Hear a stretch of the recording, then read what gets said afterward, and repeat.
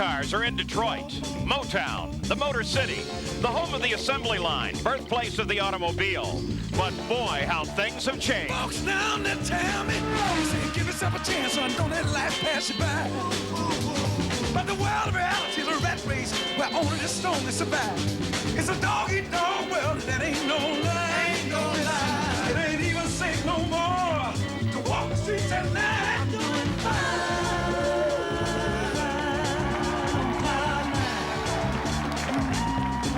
It's round number 8 of the PPG IndyCar World Series, the ITT Automotive Detroit Grand Prix.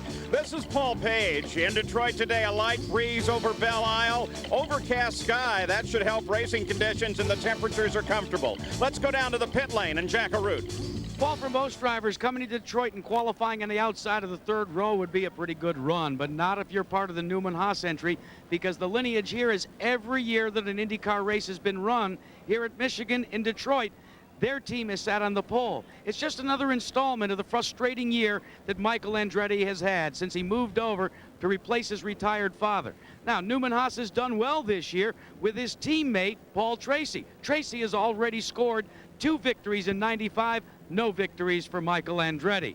Now, Tracy will be starting in the outside of row 2, and the pressure was on him to try and keep that streak alive for Newman-Haas, only to have it go up in smoke in a spin late in yesterday's qualifying session.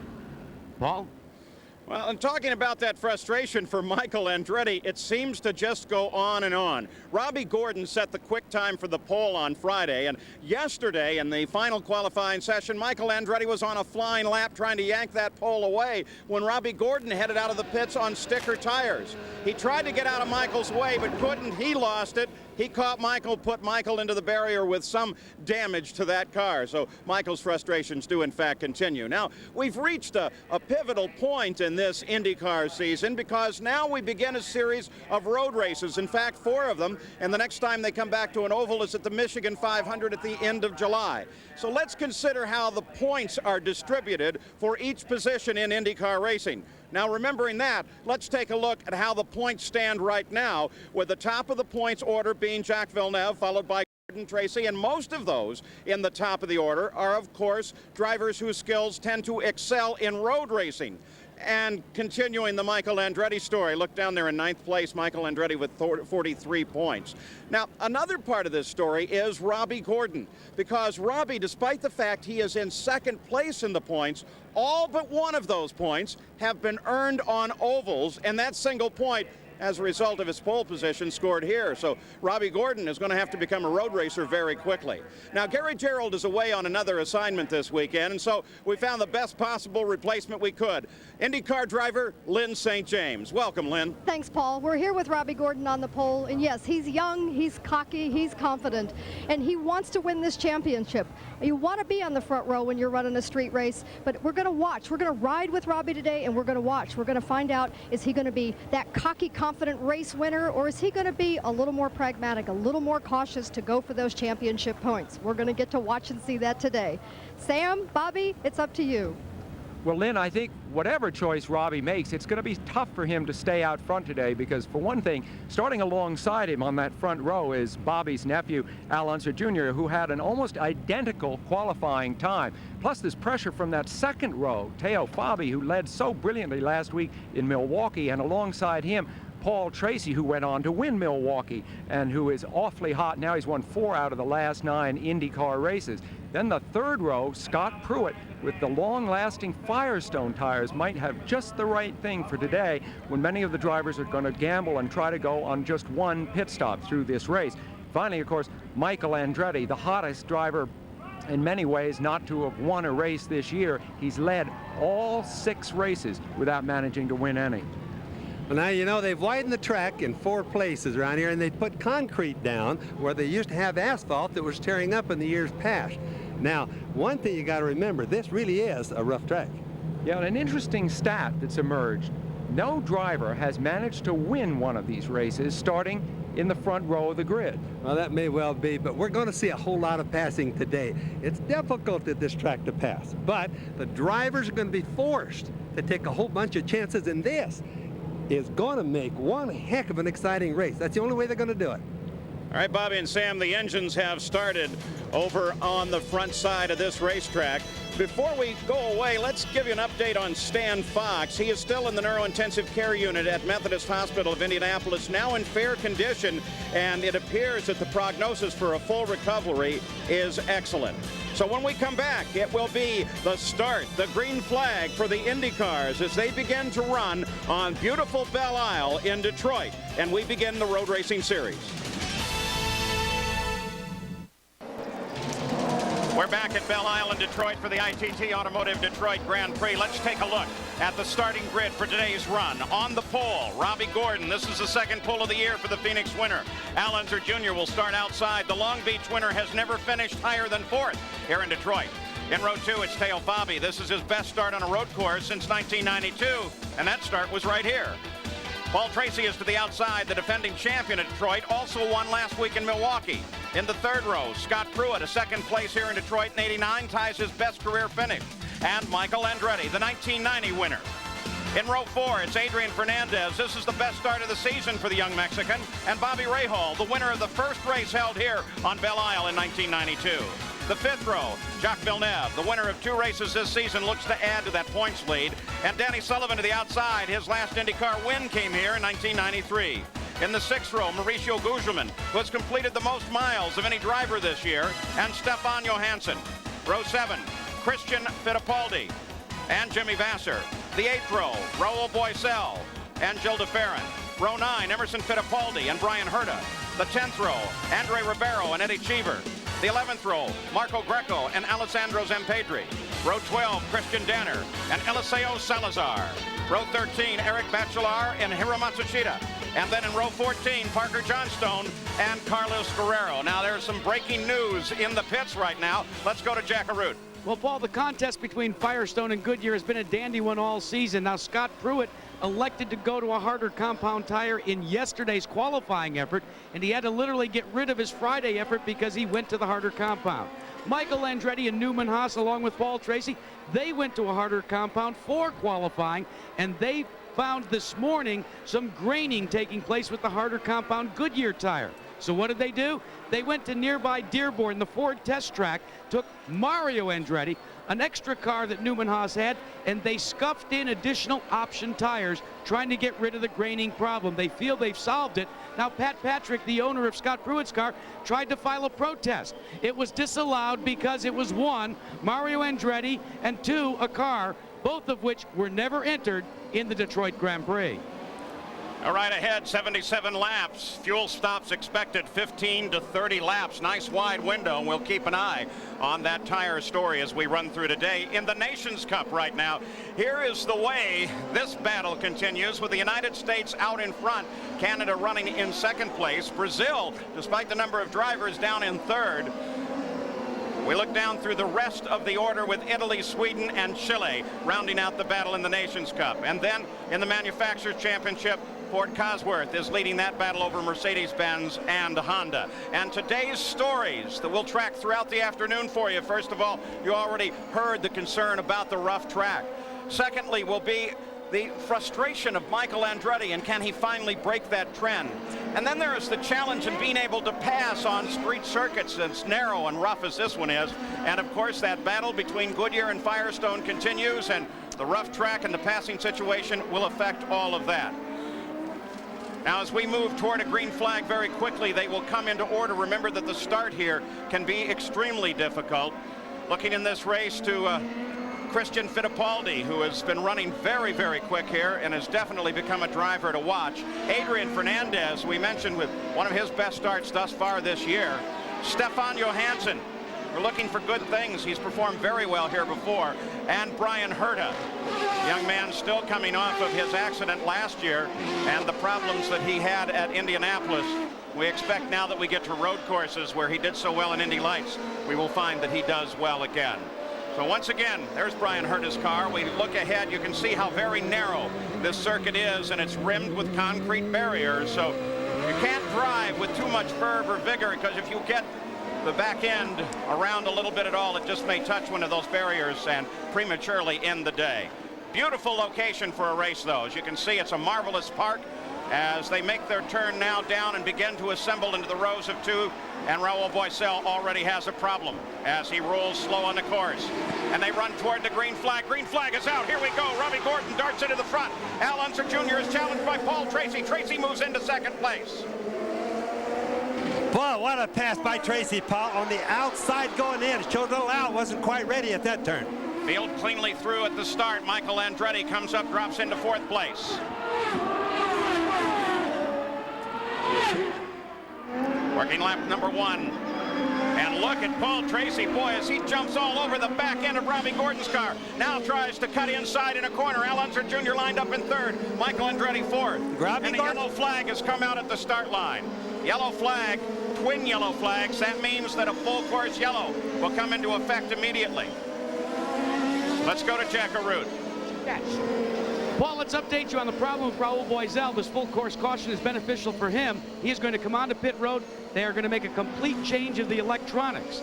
That includes the battery, the brain box, all of it. You can see it coming out of the box now. It'll be a complete replacement under yellow flag conditions. And of course, the full course yellow is for Raul because he was in a precarious position on the course. They'll get him out of there, and then we'll go racing again on Belle Isle. Back at the ITT Automotive Detroit Grand Prix. While we were under this full course caution, this is the view out the back of Brian Herta's car. Look at the smoke and the sparks, because as he came into the pits just a few moments ago, he had a pretty good fire going under the left side. There it is. Bobby, has that oil on the headers? Yes, it looks like it's probably an oil line that's been leaking, got everything burning. He's burning all the stuff that could burn, like hoses, carbon fiber, stuff like that. Not a dangerous situation. So back on the course, the green flag comes out. Robbie Gordon, the leader once again, but Paul Tracy, remember his challenge on the first half lap that we ran under green? We're just a turn away from where Robbie Gordon had his throttle stick earlier this morning, went off into the tire barriers. He gets by fine this time. Remember, these cars don't really settle down good till they get their tires warm. They have to be up to temperature. You can see Robbie coming off, tweaking the rear end out a little bit. That'll settle down a little bit pretty soon. So it's Robbie fouled by Michael. You saw Scott Pruitt dart to the inside there as he tried to challenge and tried to come up through the field. Pruitt trying to challenge Teo Fabi, but he drops back behind him. That's Rahal just behind Pruitt. And once again, it's Paul Tracy that's doing everything he can to challenge Robbie Gordon. He realizes it's a lot easier to pass early on. It's very difficult to pass later on. When the guys get used to the track, it's really difficult at this one. Also listening to Jack's concern about tires and his question and his report on the Newman Haas team. Is it also easier to get the passes done now while the tires are real sharp? Oh, for certain, sure, Paul. I mean, it's always easier to do that. And that's the reason we saw Paul Tracy take so many chances right at the start. It was worth it to him. Gordon has gone off the road and damaged the car each of the 3 days that we've been here so far. Look back for a second from second place, Paul Tracy. Al Unser Jr. is right behind him, then Michael, then Teo Fabi, then Scott Pruitt, and Bobby Rahal. It's like a brush of the wall there. And that's the problem. This is Paul Tracy. Here comes Robbie Gordon through first in the blue and white car. Here's Tracy oversteering through that turn. I don't believe he hit it. Didn't actually get the wall, but he sure got close. He didn't hit it, but what he did, Troops, he got the rear end out, and that's what it made it. Got the rear end out going in under braking. The rear end looked like it was coming around. The front end almost hit the wall because of it. When Paul Tracy climbed into his cockpit on Friday morning, the team had taped something on the steering wheel. It said supernova. And then there was a definition of what that meant. Brighter, a star brighter even than the sun. That's what they think of him, that he is a supernova. And I'll tell you what, it's that driving style where he cuts it so close that makes him so exciting to watch. Round running in second place. Another exciting driver is the one at point right now, Robbie Gordon. 3 different chassis in the first 3 positions right now, Renard, Lola, and Penske. This morning, as you mentioned with Robbie Gordon, he had a throttle stick part of the way open, not all the way open. Part of the way, went into the tires. I went down and talked to Derek Walker about it, saw what the problem was. It's a very abnormal, rare thing to happen. Not his problem at all, and it's fixed. As we continue to track the battle for the lead, let's go pit side, see what the update on Raul Boisel is, Jack. Well, it's not a good update. What was first thought to be electronics, when the bonnet came off, Raul, a hole in a broken motor. Yeah, it's a shame. This morning, my Duracell Lola was the fastest. We improved a lot from yesterday. I was looking forward for the race, and you know, it's unexpected. Unexpected problems, teething problems with this edition of the Mercedes-Benz engine as well for a lot of folks. Yeah, it is. You know, Mercedes is doing a great job trying to improve the engine all the time. I think, you know, this is one of those things that nobody knew or nobody know why it happened. Well, the first DNF here. Let's get a report on another potential DNF with Lynn St. James. Yes, Jack, another disappointed driver and team. Brian Herta and Ganassi, they had that fire right there early on in the race, and it was actually a wastegate that had broken loose and caused the fire. Very disappointing for another team. All right, so Brian Herta and Raul Boesel, first two retirees here in the very early going, while Paul Tracy continues to do everything he can to catch Robbie Gordon. Al Unser Jr. sits there in third with Michael lined up just behind him. Michael from time to time does what he does right there. It's just tuck out to the right side, kind of let little Al know that he is there. And Teo Fabi and Scott Pruitt are continuing to close down. Well, you can throw a blanket over the front of this field. That's going to cause little Al to put more pressure on Paul Tracy, because if he doesn't do it, Michael's going to put it on him. They're too close without guys starting to do some serious passing pretty soon. All strung together. Robbie Gordon, the leader. Look at Paul Tracy as he closes in. That's little Al right there in the center of the screen on you. Now over to the left of the screen, and Michael Andretti kind of close in. But look at Paul Tracy as he closes in once again on Robbie Gordon. Boy, that is a super battle. The Goodyear Blimp Spirit of Akron is floating overhead, providing aerial views of the Detroit Grand Prix. Goodyear Blimp has been flying over major events for 62 years. Gives you some great action coverage here. So continuing to track the front of the field, Robbie Gordon, Paul Tracy is right there, and look at how the front end is closed up again. This is the exact situation that Bobby described at the outset of the show, which is it's very hard to pass here, but it is possible. Some one of these top 4 or 5 drivers is going to make a pass here in the next short period of time. I feel it in my bones, but it's going to be risky when it happens. Also, Sam, the track is going to start getting slippery after a little while. They're scrubbing off the rubber that's on the track from the other races that have been run here this weekend. As soon as they get that cleaned off, the track is going to be more suitable to these cars, and the guys are really going to start trying some hard and I think sometimes dangerous passes. Keep your eye on how rough the track surface is by watching one of the drivers' heads as we pan along with the cameras. You really get a feeling for the jarring they take, particularly right through there. That could affect Al Unser Jr., who you just saw go by. He has had some tendonitis in his left shoulder. I think it's going to be a tough race. Wow, did you see Paul Tracy? He darts right, he darts left, and he can't get it done. Robbie Gordon right down the middle of the line. There are so many turns here. Robbie wanted to pull over, or excuse me, Paul wanted to pull over past Robbie right, and then he decided to left, but every time he'd pull out and look at the pass, there's another turn coming up already. All right, the leader just ahead. Cummins on the rear wing. That is Robbie Gordon. Will ride right now with Paul Tracy, second place.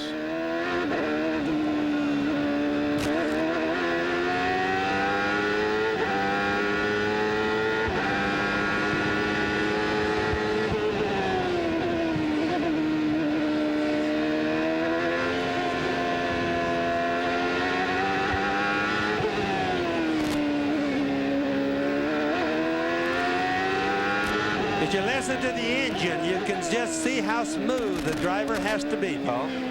Paul Tracy, a lot more mature driver than he was at this point last year when he crashed into Al Unser Jr., sort of shouldered his way by to take the lead. I think Paul understands now that he is a driver who will sometimes make a mistake, but he's reconciled that with the fact that by pushing hard the way he does race after race, he's also going to win his share.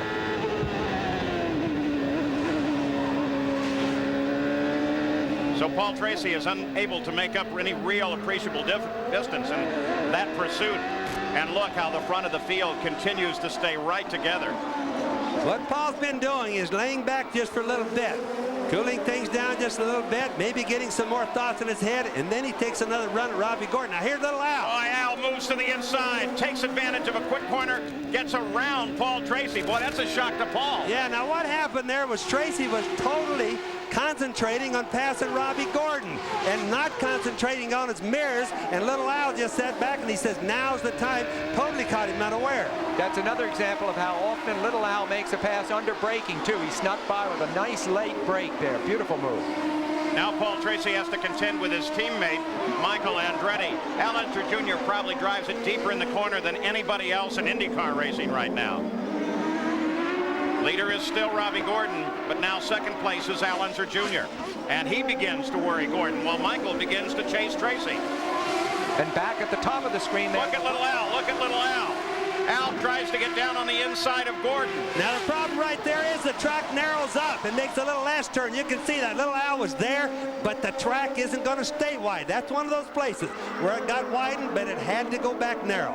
All he needed was to be about 5 feet further forward, though, and then he'd own the track. If it got all the way into the turn that wide, Paul, he'd have gone right on by Robbie Gordon, no question. Great shot from overhead in our Honda Helium. Here it comes. Here it comes. Al, look at that braking maneuver. Drops to the inside. He's got him. Al Unser Jr. goes to the lead. Now Same there's place a he pass picked off Paul Tracy last lap. There's a place where you just don't hardly see any passes. So obviously, he's got his tires warmed up. He's happy with it, and now he's going for it. Oh, Michael Andretti is up to challenge Robbie Gordon now.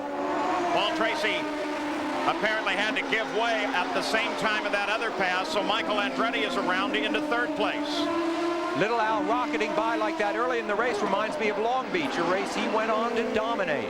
And you can see Robbie is holding up Michael Andretti in the whole train right now. Robbie is probably not working as good as he thought he was, or as he was earlier. There goes Michael. Michael Andretti runs in second around Gordon. And now here Paul comes Tracy Tracy coming around Gordon. Tail Fabi gets caught up running behind Gordon, as does Scott Pruitt. Then Rahal, then Fernandez. Oh, look at this one as Tracy comes inside Gordon. Very difficult place to get there. Beautiful move by Paul Tracy. That's a dangerous pass. That's one of those we said, whoa, he lost the rear end coming out of that turn a little bit. Boy, they're starting to get serious right now.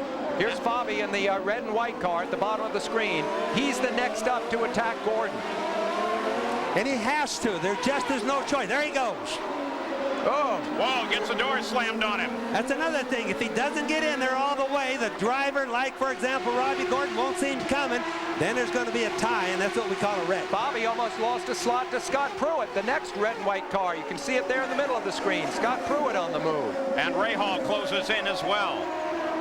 So that's the top, including Fernandez, 8 in the order, and they're all still right together. Battle continues at the front. This is road racing at its very best. Perilous stuff. Look at that. Look at how close. Pruitt is right under the rear wing of Fabi. Robbie Gordon is not working as good as he did early on. He's been holding up a lot of the fast cars. There you see the interval. As you move back to Robbie Gordon from third place Paul Tracy, and Teo Fabi now coming in on top of him.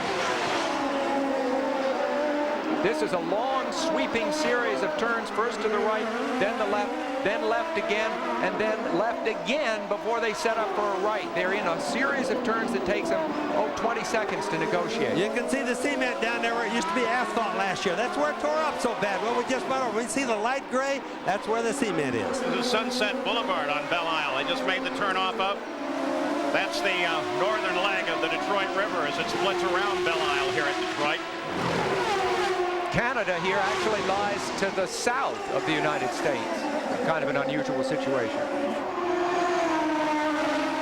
Scott Pruitt trying to take advantage of the battle now between Teo Fabi and Robbie Gordon. And keep in mind, Scott Pruitt is on the Firestone. That's a big difference. Whoa, Gordon locks the brakes up, keeps the position.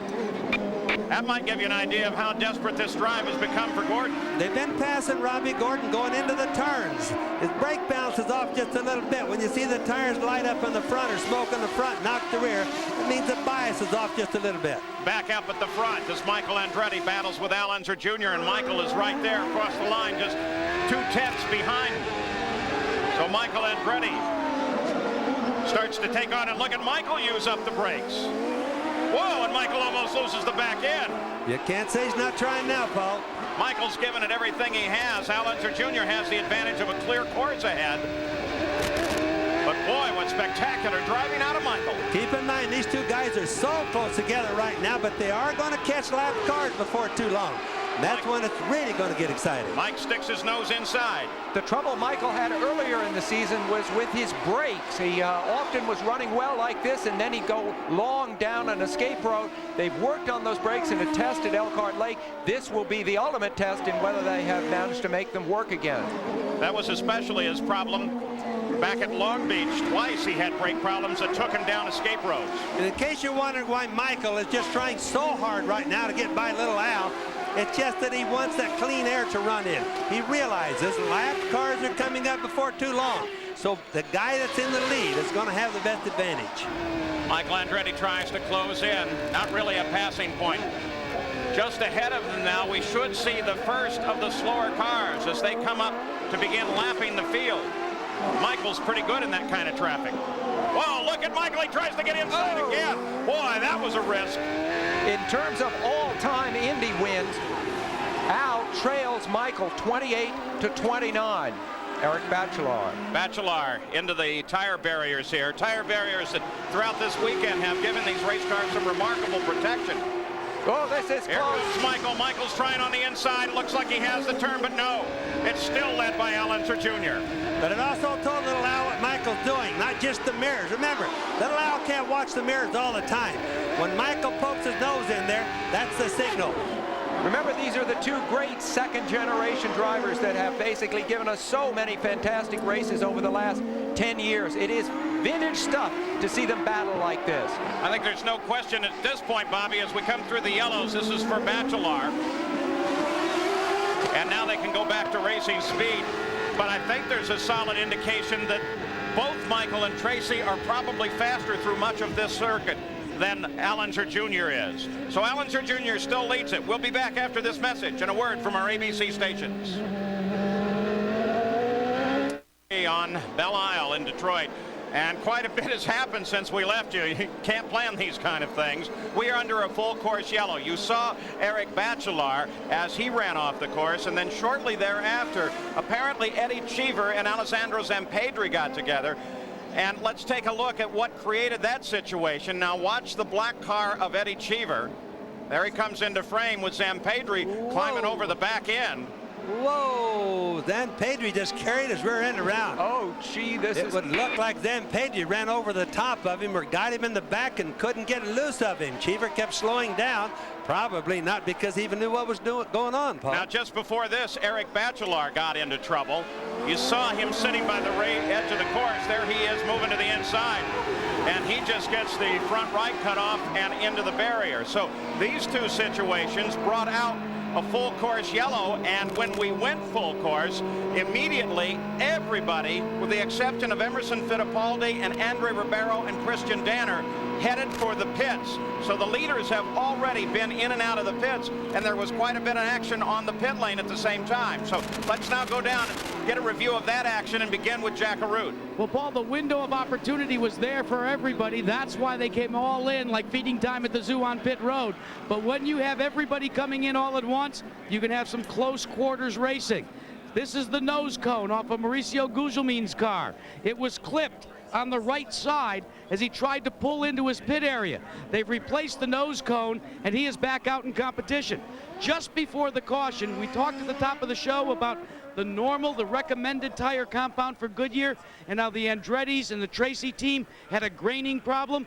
Well, Danny Sullivan pulled into the pits. One tire on the right side had picked up excessive rubber. The rest of the tires had that graining problem. So we're going to have to wait and see if more and more of the Goodyear guys take the lead in Newman Haas and go to the harder compound. Let's check in with Lynn St. James. Okay. Lynn, go ahead. Yes, I'm down in Robbie Gordon's pit, and Robbie did change not only tires, but he also went to an alternative tire. He went now to the option tire, and you can see these are the tires that came off his car and how much graining there was. I know that Scott Pruitt, when he changed tires, he stayed with the same compound. They're stickers, but meaning that they've had no breaking in at all, and they're hoping that with the fact that they're running under yellow for a couple of laps, that'll be able to help scrub the tire in.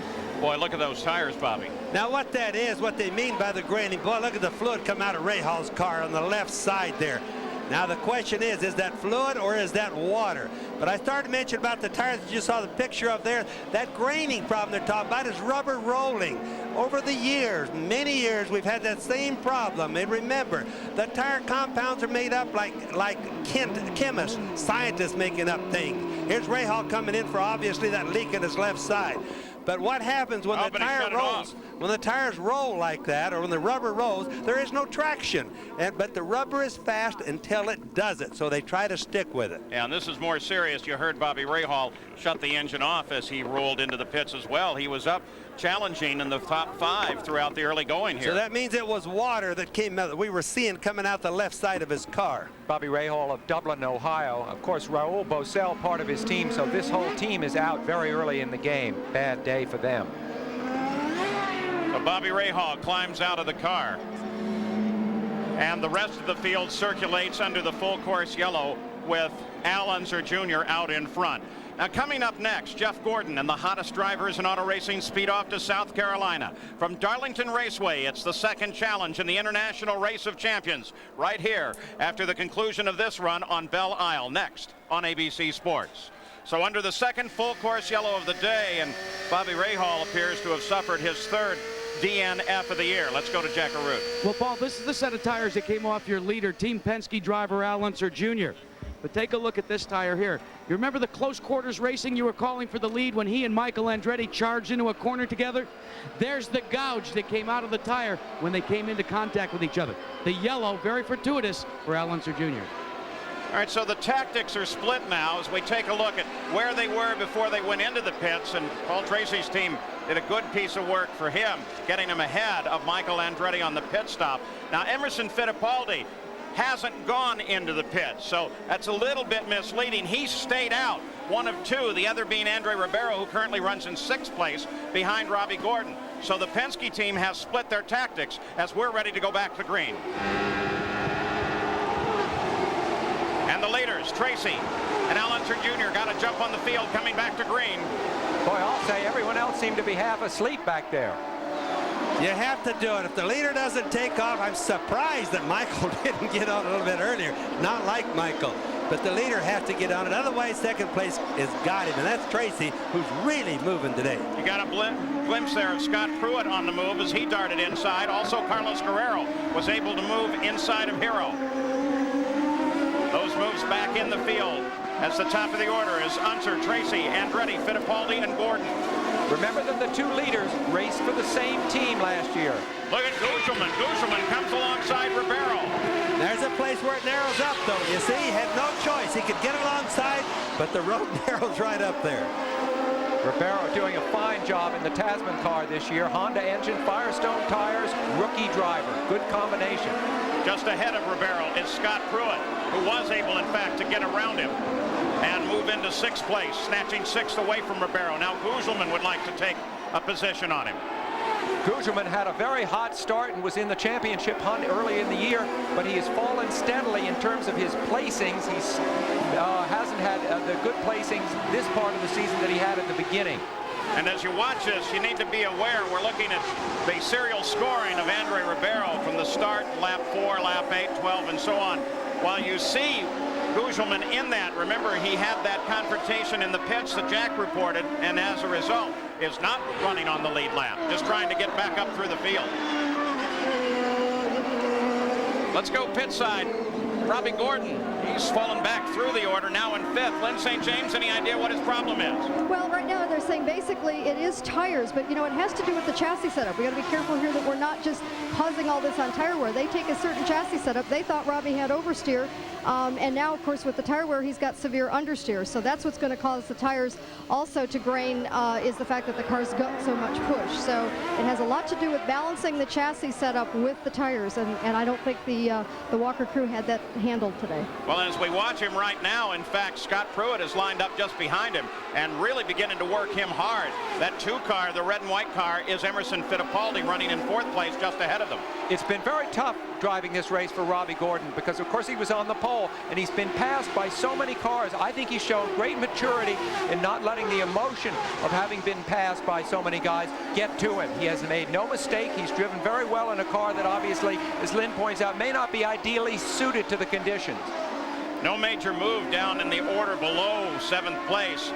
Jack Villeneuve, within the first laps, was able to move up a single position and get around Fernandez. Teo Fabi rounds out the top 10. Bobby Rahal is out, and Jack Arute is with him. Well, Paul, we talked about the altercation that took place with Mauricio Gugelmin. Well, Rahal was the other recipient, and it kind of tore your car up big time. Yeah, we were pulling out, and I didn't really even see him. I just felt this thud on the right side or the left side of the car, and I was pulling out of the pits, and it just put a hole in the radiator, and so all the fluid's leaking out. First account of how difficult it is to pass today out there. Do you really have to take a lot of chances, Bobby? Well, it's if the car's working, and the other guy isn't, you can get a run at him. Of course, he doesn't have to move very far to keep you from passing. Blocking, there's some very novel lines out there right now, but it's tough. Pit work's going to make the difference. The one thing they say, Paul, is the pit road is the widest place here at Detroit, and that's where you might have to make the pass for the win. Bobby Rahal has more all-time starts than anybody else competing at this point, 203. Yeah, and it was also very interesting between the same team, the Carl Haas Paul Newman team, between Tracy and Andretti. Andretti was in second. They both came in the pits. Tracy came out ahead, same pits, and beat Michael by quite a bit.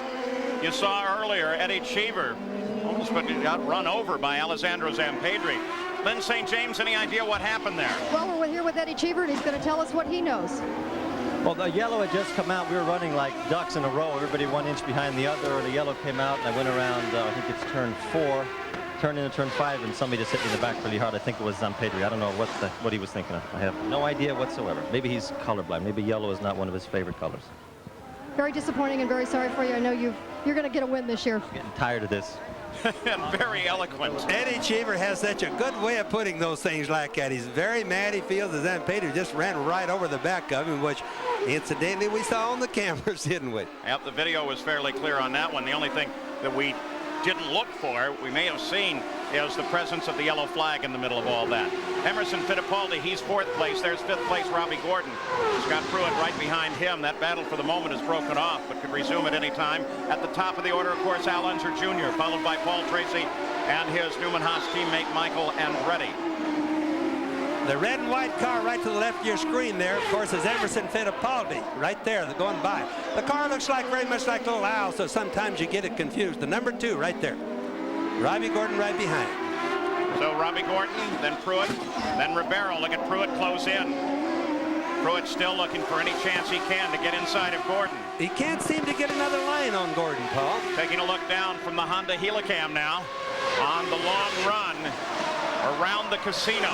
The old casino here, not active anymore. In fact, it serves as a media center and guest relations center here today at the track. Now around the hospitality area and then onto one of the faster straights. So here, it's Paul Tracy chasing Al Unser Jr. for the lead, followed by Michael Andretti, Fittipaldi, and Robbie Gordon. Back at the ITT Automotive Detroit Grand Prix, we now have 23 laps complete of the 77-lap scheduled distance. 1 pit stop has already been made. There's been a revolving battle around the front of the field. Al Unser Jr. has it right now. A change in 2nd and 3rd place as Paul Tracy was able to get around his teammate during the pit stop. Let's go to the pit side. Update on this tire situation. Seems to be getting serious, Lynn St. James. It's very serious, and you've seen what grainy tires look like. Well, I just wanted to show you, these are the tires that came off of Scott Pruitt's car, and I mean, these are just really clean, nice, worn tires. So if you can get that right chassis set up, balanced with the tire wear and the tire compound you're running, you can get the job done, and this shows that it can be done. The group that we're watching right now is being led by Emerson Fittipaldi, who, of course, did not make a pit stop when the leaders did. He vaulted up from around 14th position to 4th, where he's running now. It's a gamble, of course, but he seems to be keeping pace very well, effectively, with Robbie Gordon, who was the pole sitter. He's doing a hell of a job. And, you know, to talk about the tires just a little bit more, what's happening is what they call engraining, the tire that's rolling up that we saw in the Goodyears earlier, is coming off. And it's going to the outside of the track where the cars are not running. In other words, pick any corner and look at the outside of the groove, and it's piling up out there. Now, what this is going to do is thin the groove down, make it skinnier. Places to pass are going to become harder. Being up in front is going to become more important before this happens. The worst is going to happen later in the race. Sky continues to be overcast, so no bright sun coming down on this track. though it appears that the sun would like to break out at any time. Tremendous crowd here, lining this track almost the entire distance. In fact, I think about every place that someone is allowed to stand, there are people standing watching this run, including a bunch of them hanging off of a bridge watching from the fountain area. There was a time when Emerson Fittipaldi almost seemed to own this race, winning it back in '89 and '91. So watching now for Michael Andretti as he closes in on second place Paul Tracy. You ride with Michael, and there is Tracy looking back. So the top looking forward, below looking backwards.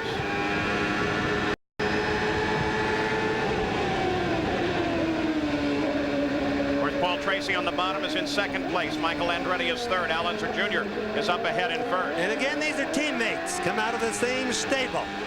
And you know what makes this so neat is that this is really the way the driver feels. He's both simultaneously aware of the car in front and the car behind in a battle.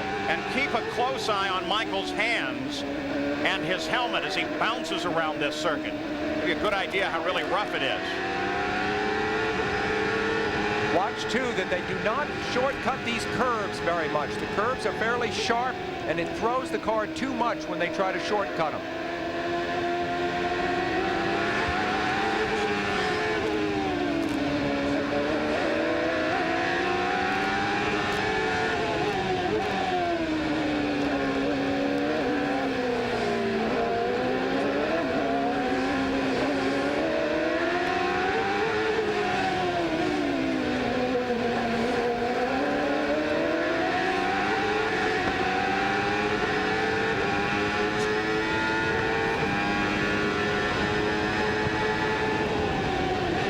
Watch them cutting across those white lines. Some of those white lines were the old white lines from a year ago or so. You can see where they've widened the track from that. Look how close. Paul Tracy from Michaels, there you see how close he gets to the wall sometimes. Now, sometimes these cars clip the walls a little bit. Then it sometimes bends the rear suspension, which puts them out of the race.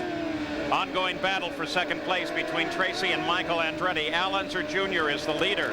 Emerson Fittipaldi runs in fourth place. He's now gone 26 laps without a stop. That's what's keeping him up at the top of the order. So both Fittipaldi and Ribeiro, about any time, ought to be making that decision, depending on how much of an advantage they got during the yellow, of heading for the pits. And what Emerson and his crew are gambling on, of course, is they needed to get by a whole bunch of cars, not make the pit stop.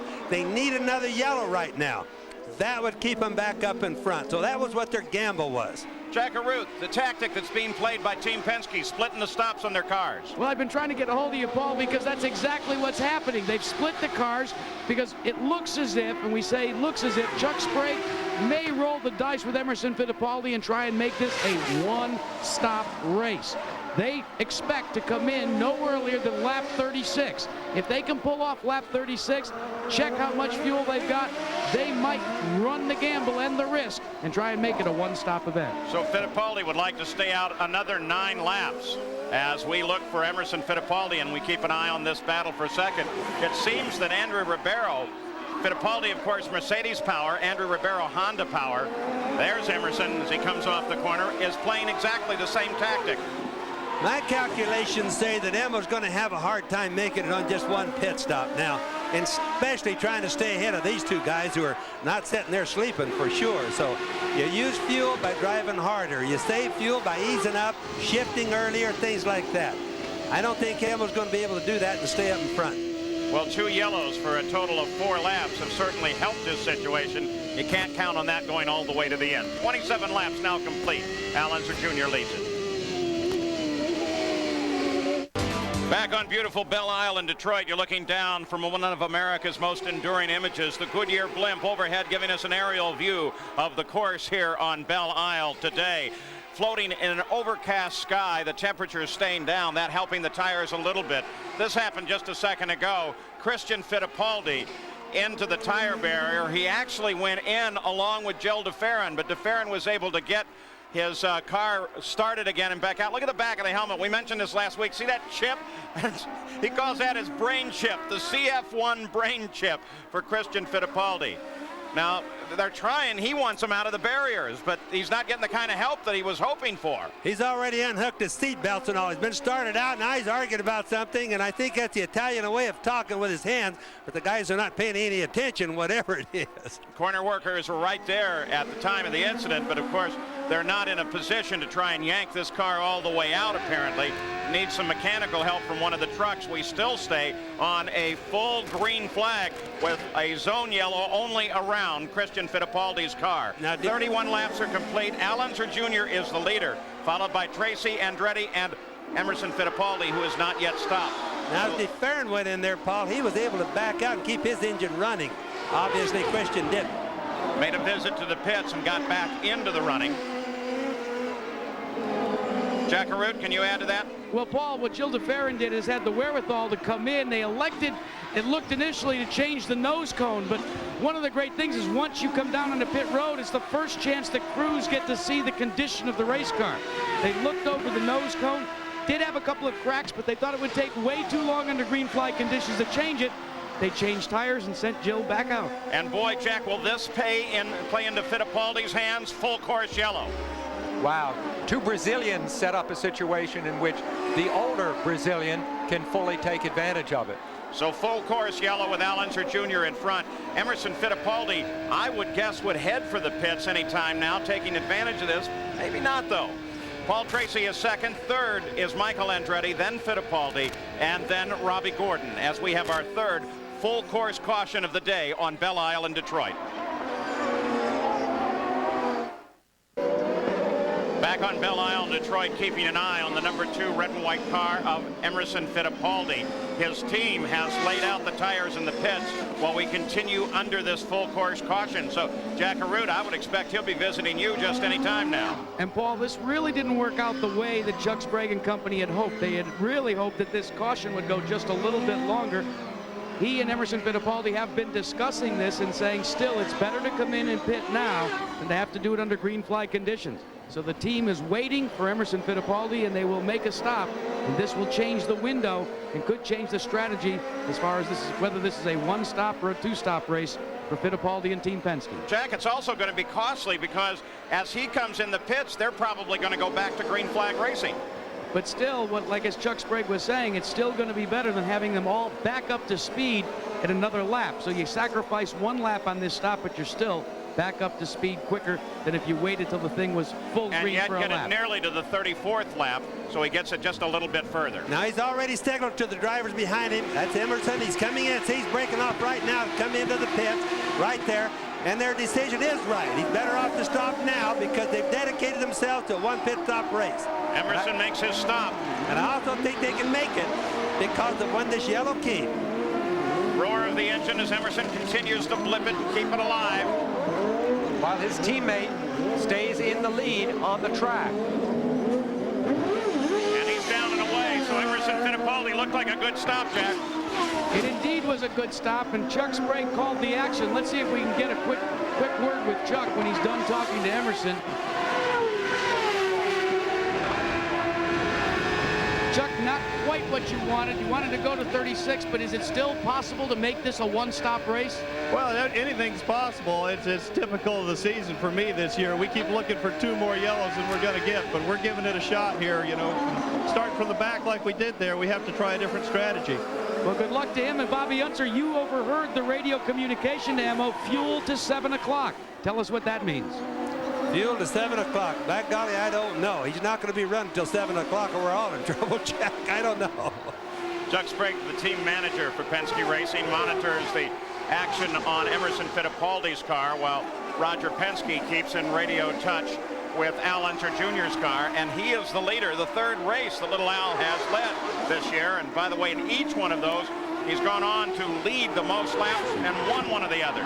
Now again, everybody wants to keep in mind, Emerson Fittipaldi in the number 2, he's going to go all the way, or at least try it. He's going to have to short shift, make mileage. All the other guys are going to have to stop. You saw Christian Fittipaldi. He's just at the back of this group right now as the leaders came around him. So apparently Lynn St. James, he's back into the fight. Yes, there was a little confusion on that stop because obviously he'd gotten into the tire walls, and Christian, I think, had almost gotten out of the car, and then they got him back going. He got in here. He was going to get out of the car again while it was in the pits. The crew said, no, stay in, and they were able to change the left front top upper wishbone and tires, and he's back out. But I think we need to keep an eye on him and make sure that, you know, nothing else is damaged. Now, the problem with that is when they change the wishbones or the uprights or whatever on the front end of or the rear end of a car, the suspension setups are not going to be the same. It's impossible to have them perfect. But he'll still get along a lot better than sitting in the tire wall or in the pit somewhere, Lynn. What we have here, of course, is the Penske team being threatened and chased by the Carl Haas team, the two most powerful teams in IndyCar racing at this point, duking it out here in the streets of Detroit. The interesting thing is the cooperation between Paul Tracy, you see on the left of the screen there, and Michael Andretti pursuing him. Through the year, these two young drivers, every reason to have a bitter rivalry, have in fact been very cooperative with one another. Christian Fittipaldi fell down to 23rd position. As we take a look for 10th place, Andre Ribeiro. He's been battling. Got a crash right on the front stretch. That's Carlos Guerrero and Christian Danner right in front of us here. In fact, you could hear him scraping along the wall at the booth. Both of them appear to be okay. Bobby, that sure got your attention. Well, it did, and believe it or not, it sounded like a tire exploded to me. Now, often the explosion of a tire means you ran over something, not necessarily the tire maker's fault. But a tire sounded like it exploded. I see tire pieces all over the racetrack. That was right in front of our booth here. Yeah, that's exactly the view that we have, and look at all the junk that is all over the racetrack. Tire lane way down the track. That looks like it came off of maybe Christian's car. And both of the drivers appear okay. Carlos Guerrero already out of the car. But boy, there's a lot of debris out there and a full course yellow on this one. This will have major tactical ramifications, of course, particularly affecting Emerson. Now, we can't see what was the causal factor. But obviously it was Carlos Guerrero leading Danner, and they both caught the wall. Let's go to Jack Arute. Paul Samposi is absolutely correct.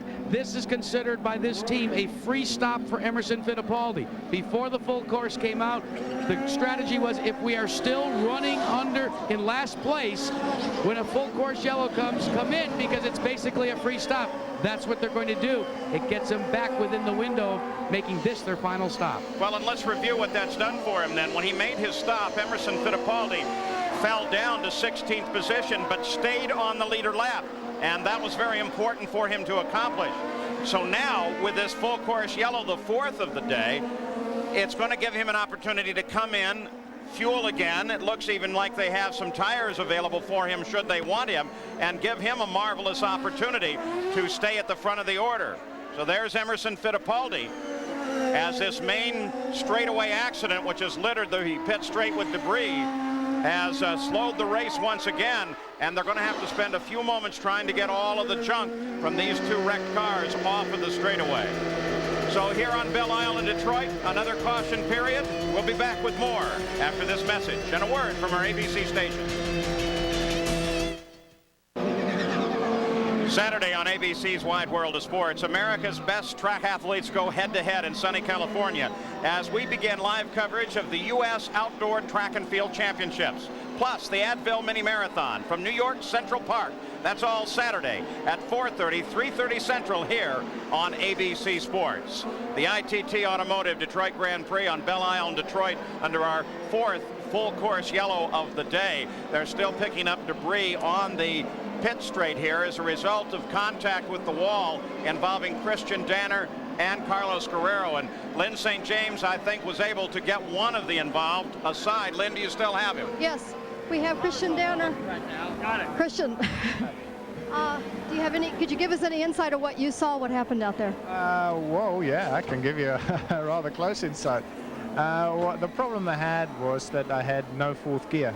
It broke. So in acceleration, especially after a yellow, the car behind has to be a bit careful, you know, because I have to go from third to fifth. And that guy there, he just drove over me. He wasn't very careful. That was all. Okay, so you're obviously okay?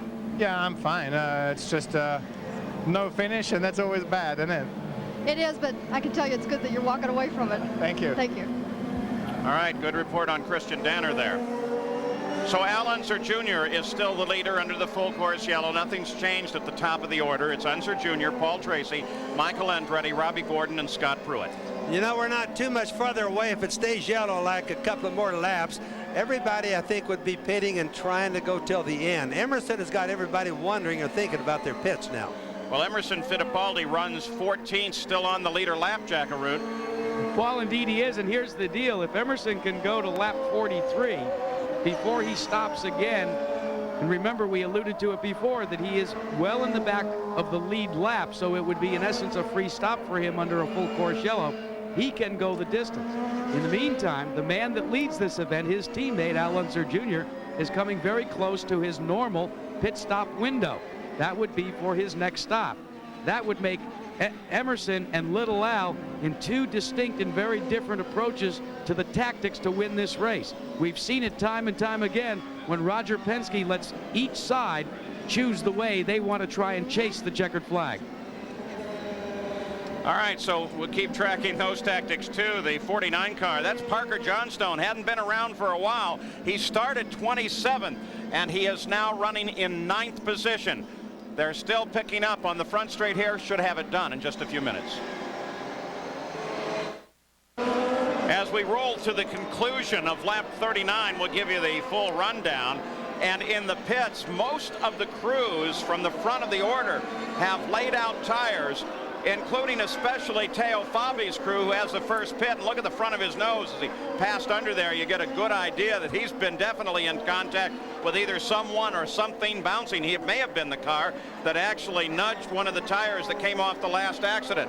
So Al Unser Jr. has peeled off. Michael Andretti has peeled off. They all head for their pits.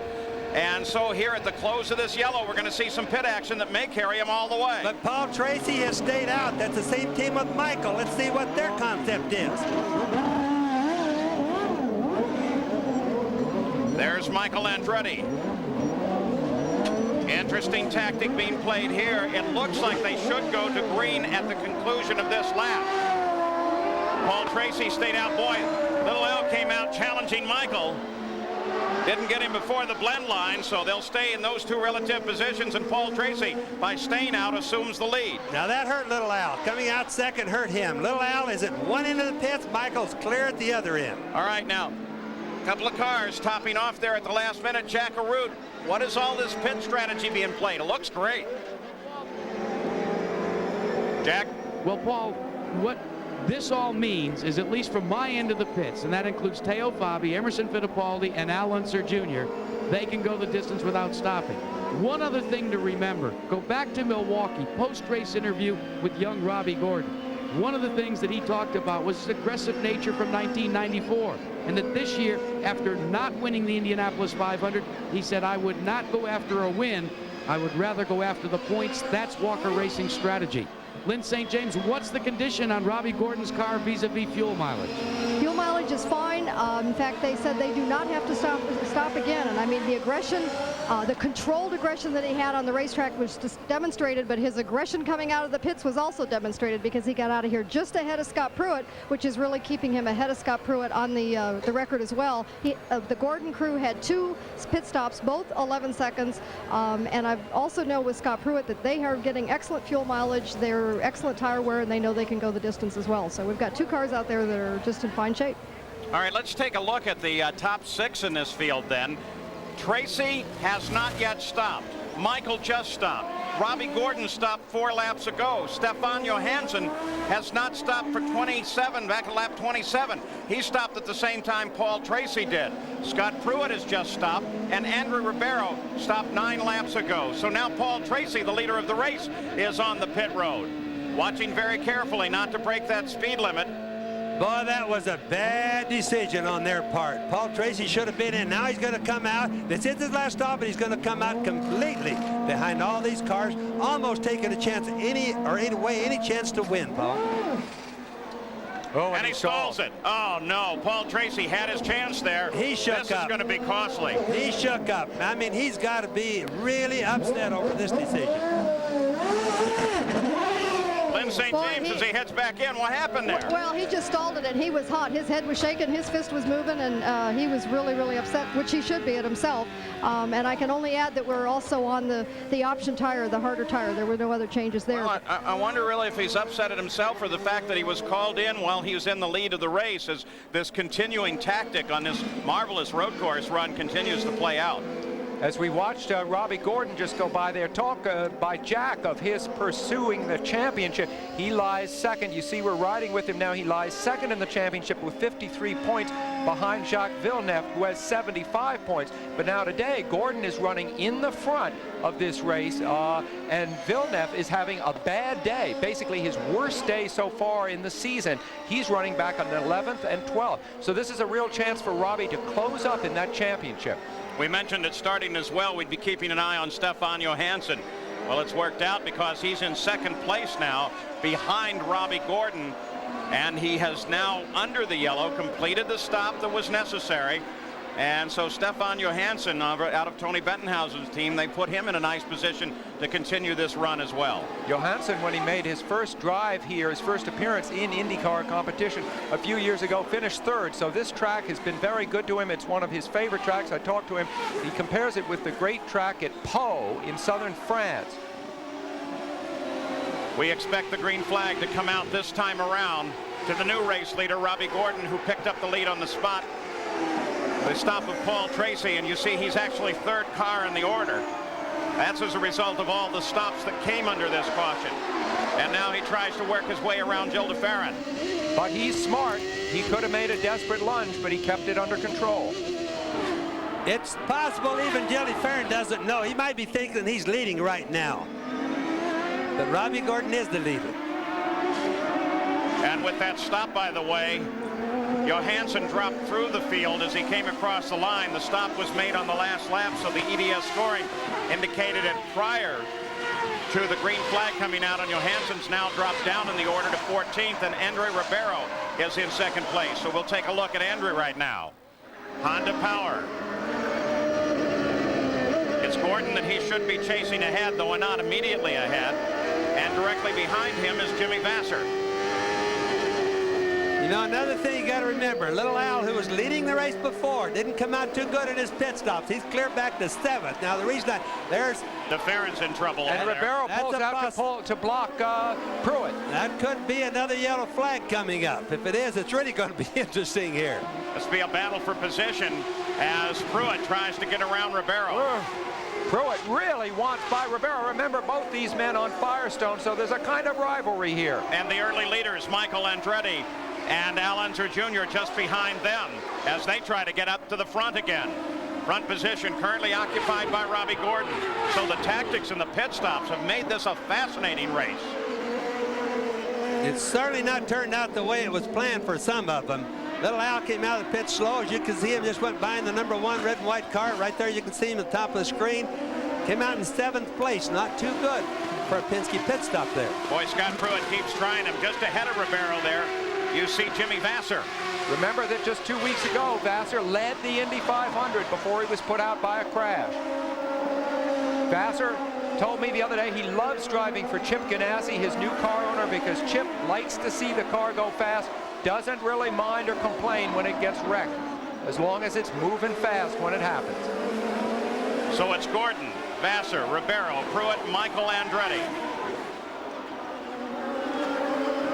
Lynn St. James, you've been keeping an eye on Andre Ribeiro. Yes, this team's kind of quiet, but they're really getting very excited, and the jobs, obviously, they said they're racing out there. But, you know, the point is that Andre Ribeiro came in on lap 32 for fuel, so I would say if we're green the rest of the way, that they won't be able to go the distance. They're not saying anything, but it would be really, really tight. Well, I think they're probably conserving a little bit because Andre Ribeiro was just passed and quickly by Scott Pruitt, who darted out and around him, so maybe they have the fuel set down a little bit to try and conserve.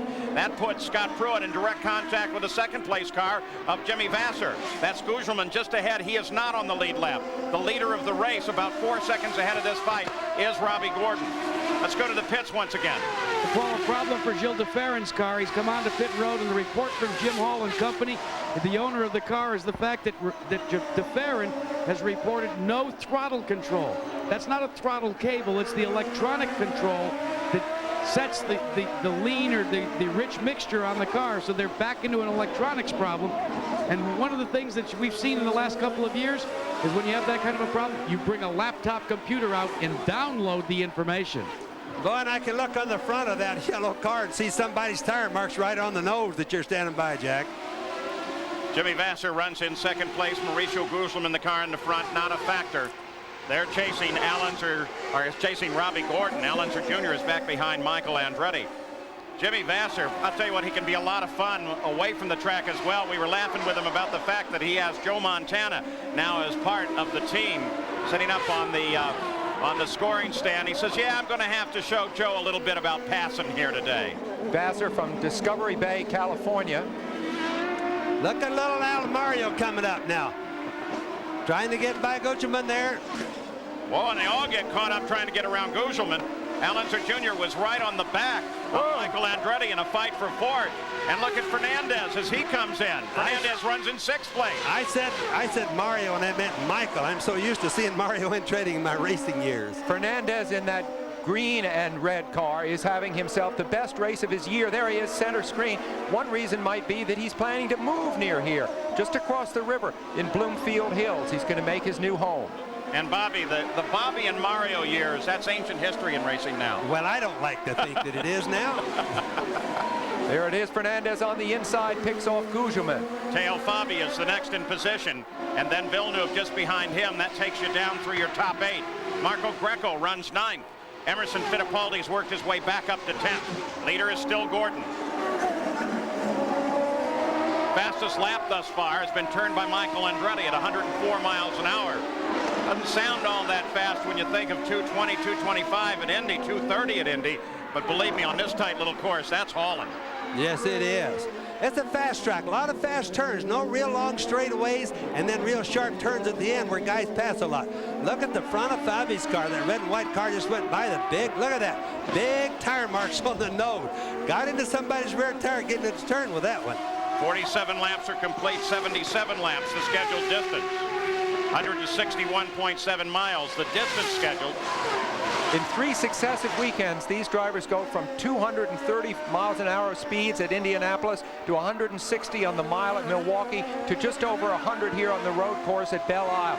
A compression of speed, but with the situation changing, it just shows you what great variety this IndyCar series has. And what versatility you have out of the drivers, that they can move from one to another. Not just the drivers and teams. You think of the drivers, but it's the teams that have to move from a car set up for a super speedway to one that can run on a road course, that one can run on a flat oval. Sure. Now we keep an eye on Michael Andretti and Allenser Jr. This developing into a battle for 4th place. Michael has it right now. The engineers really earn their money, don't they, Paul? And then some. And then some. And you consider the round that they've just come off, they're going to get really their first break in over a month. And then they'll go on the road for 4 straight weeks. And that means tearing a car down after every race, putting it back together, and being on to the next place in about 4 days. Remarkable. So 48 laps of 77 complete. Robbie Gordon, the pole sitter, is back at the top of the order. Vasser is second. Tonight on ABC, a special hour of America's Funniest Home Videos as we take a look down from over the track where Parker Johnstone and Eliseo Salazar have gotten together on the course and brought out a full course yellow. This happened about a minute ago. They're both out of the car and they are both okay. And that is going to create, here's the situation that set it up. Salazar lost it while he was being chased by Johnstone and went to the outside at the same time that Parker did. And that caused a wreck for both of them. And the fire that you saw spring up there was a magnesium that just flash burns like that.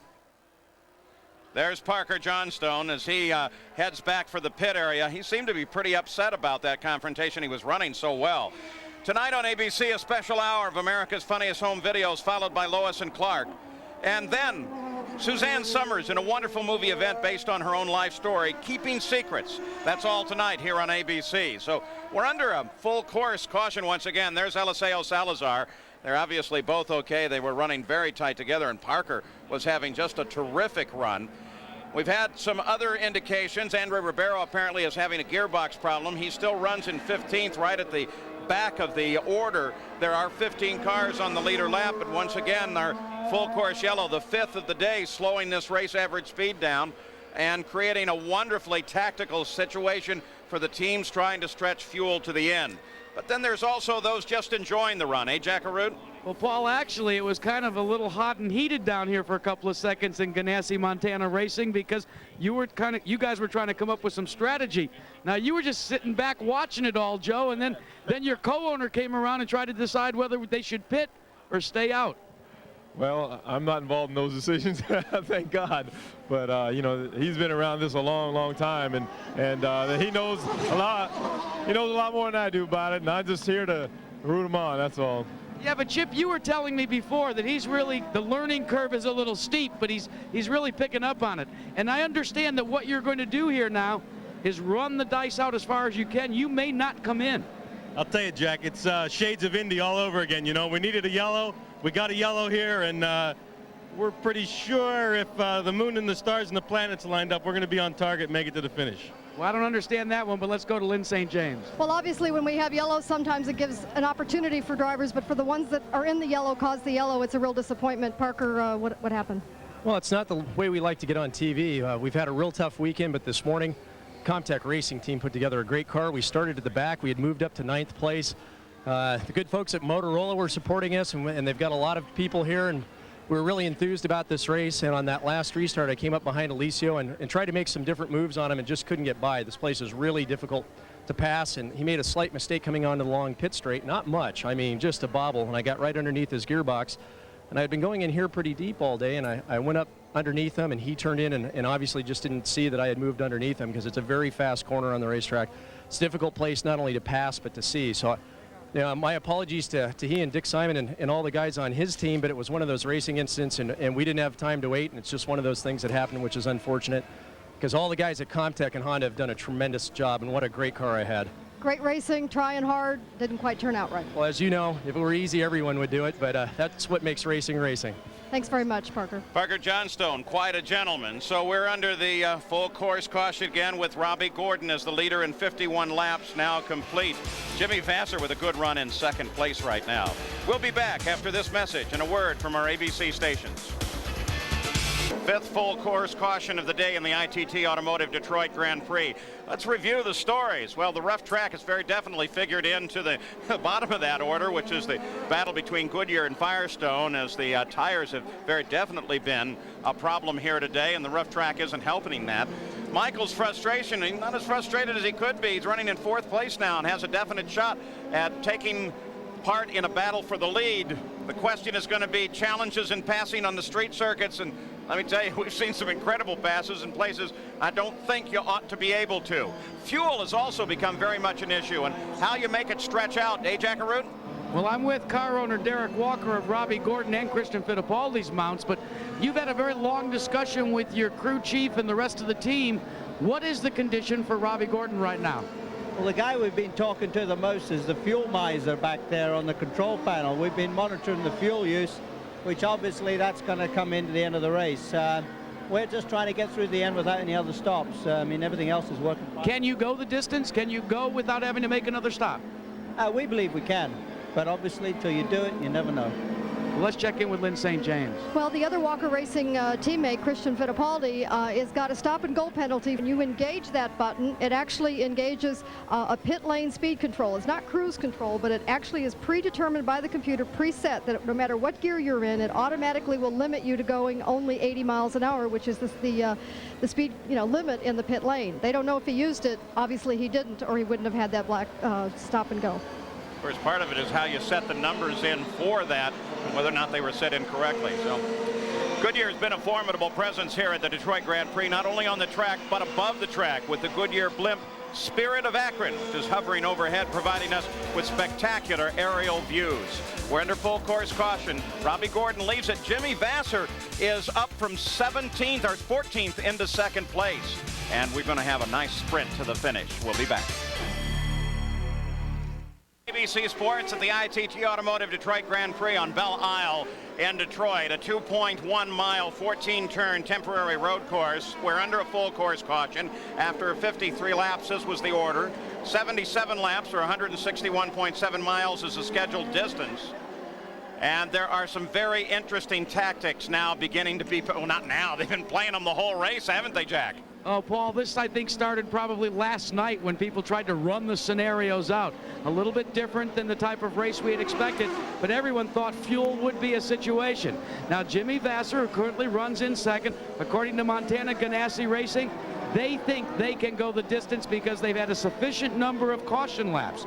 The same, though, although Derek Walker said it on camera, he seems to also think that maybe the people that are chasing the leader, Robbie Gordon, his car down, have to make an additional stop.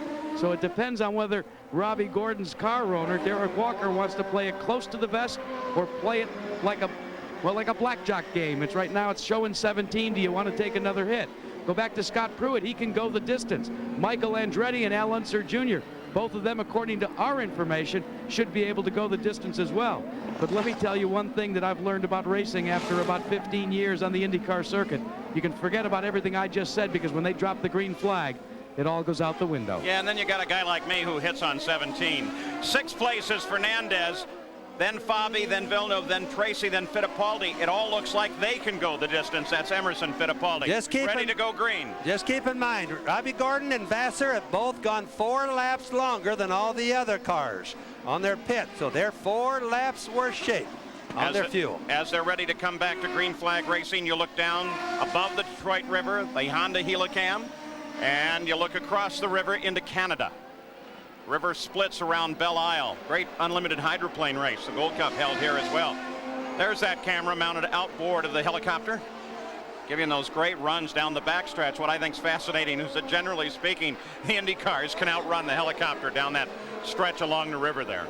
Interesting, the experience level among the first 3 drivers, Gordon, Vasser, and Pruitt. Just 1 win among those 3 drivers, but 57 wins between Michael Andretti and Al Unser Jr. right behind him. See Robbie Gordon pitch the back end as he came around the pace car and head back to green flag racing. Green flag out. In pursuit right behind him is Vasser. Scott Pruitt runs in 3rd place. Michael Andretti right behind him. The leaders all together. Now these guys need to scrub off a little bit of that tire buildup that they get while they were under yellow. But after that, we've got to see a trophy dash type of a race. And I'll tell you what, we've got everybody in the field that's running for the lead, all right together on the course. Down through Teo Fabi, Jacques Villeneuve, who is 8th, Paul Tracy, who is 9th, and Emerson Fittipaldi, who's 10th. They're all together on the race course. And we've talked about the international aspect of this race, but yet the first 5 drivers are all Americans. Scott Pruitt making a look to the inside of Jimmy Vasser. On the restart, Jacques Villeneuve. Look at this. As Paul Tracy got outside him, and he almost lost it totally, but gathered it back up and saved it. Well, I showed you that kid's one good driver. He really should have lost that one. The heavy Indy car pitched like that. Nice piece of recovery. Nothing changes at the front. Pruitt still worrying Vasser. They're looking for holes, though, Paul. They really need to do this quick. They can't let Robbie Gordon get away. Vasser is trying to hold on. He's not necessarily gaining on Robbie, but look right behind. It's getting really crowded right there. Down the pit straight once again. 56 laps complete for the leader, Robbie Gordon. The battle is at 2nd place. Vasser and Scott Pruitt. Michael Andretti now sticks his nose in, tries to get around Pruitt. You see Vasser in that red and yellow car right there. He came very close to winning at Indy. He had his best day so far in racing at Indianapolis, and I think that gave him a confidence that he had never experienced before. He's a good driver, Sam. He just doesn't know. He knows that Pruitt has got to take a swing at him occasionally here. He just doesn't know which turn or which side. But Pruitt has to try it. It's 2 seconds from first back to 5th place, Al Unser Jr. They're all right together, and nobody seems to be able to pull out much of an advantage. Robbie Gordon a little bit ahead, while Jimmy Vasser handles up the challenge from Scott Pruitt. Michael Andretti and Al Unser Jr. there watching, waiting, looking for an opening. Scott Pruitt in the red and white car, number 3 there. Pat Patrick's the owner. Puts a lot of pressure on his drivers. Likes good results. He never put pressure on you, Bobby. Well, I didn't drive for him very often, but I used to outrun his cars a whole bunch. You put the pressure on Pat. Robbie Gordon still in front. Came across the line 0.8 of a second ahead of Jimmy Vasser.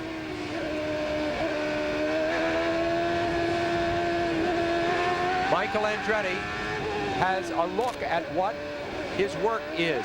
He has got to make these passes ahead of him. He is a brilliant passer. He's had trouble with the brakes throughout the season. He's coming around now to one of the few points on the track which offers an opportunity for passing. It'll come up right here after this little bridge with concrete. Notice how wide the track is here. This is a passing opportunity, but he does not get a good exit speed off that turn, and thus is no chance this lap.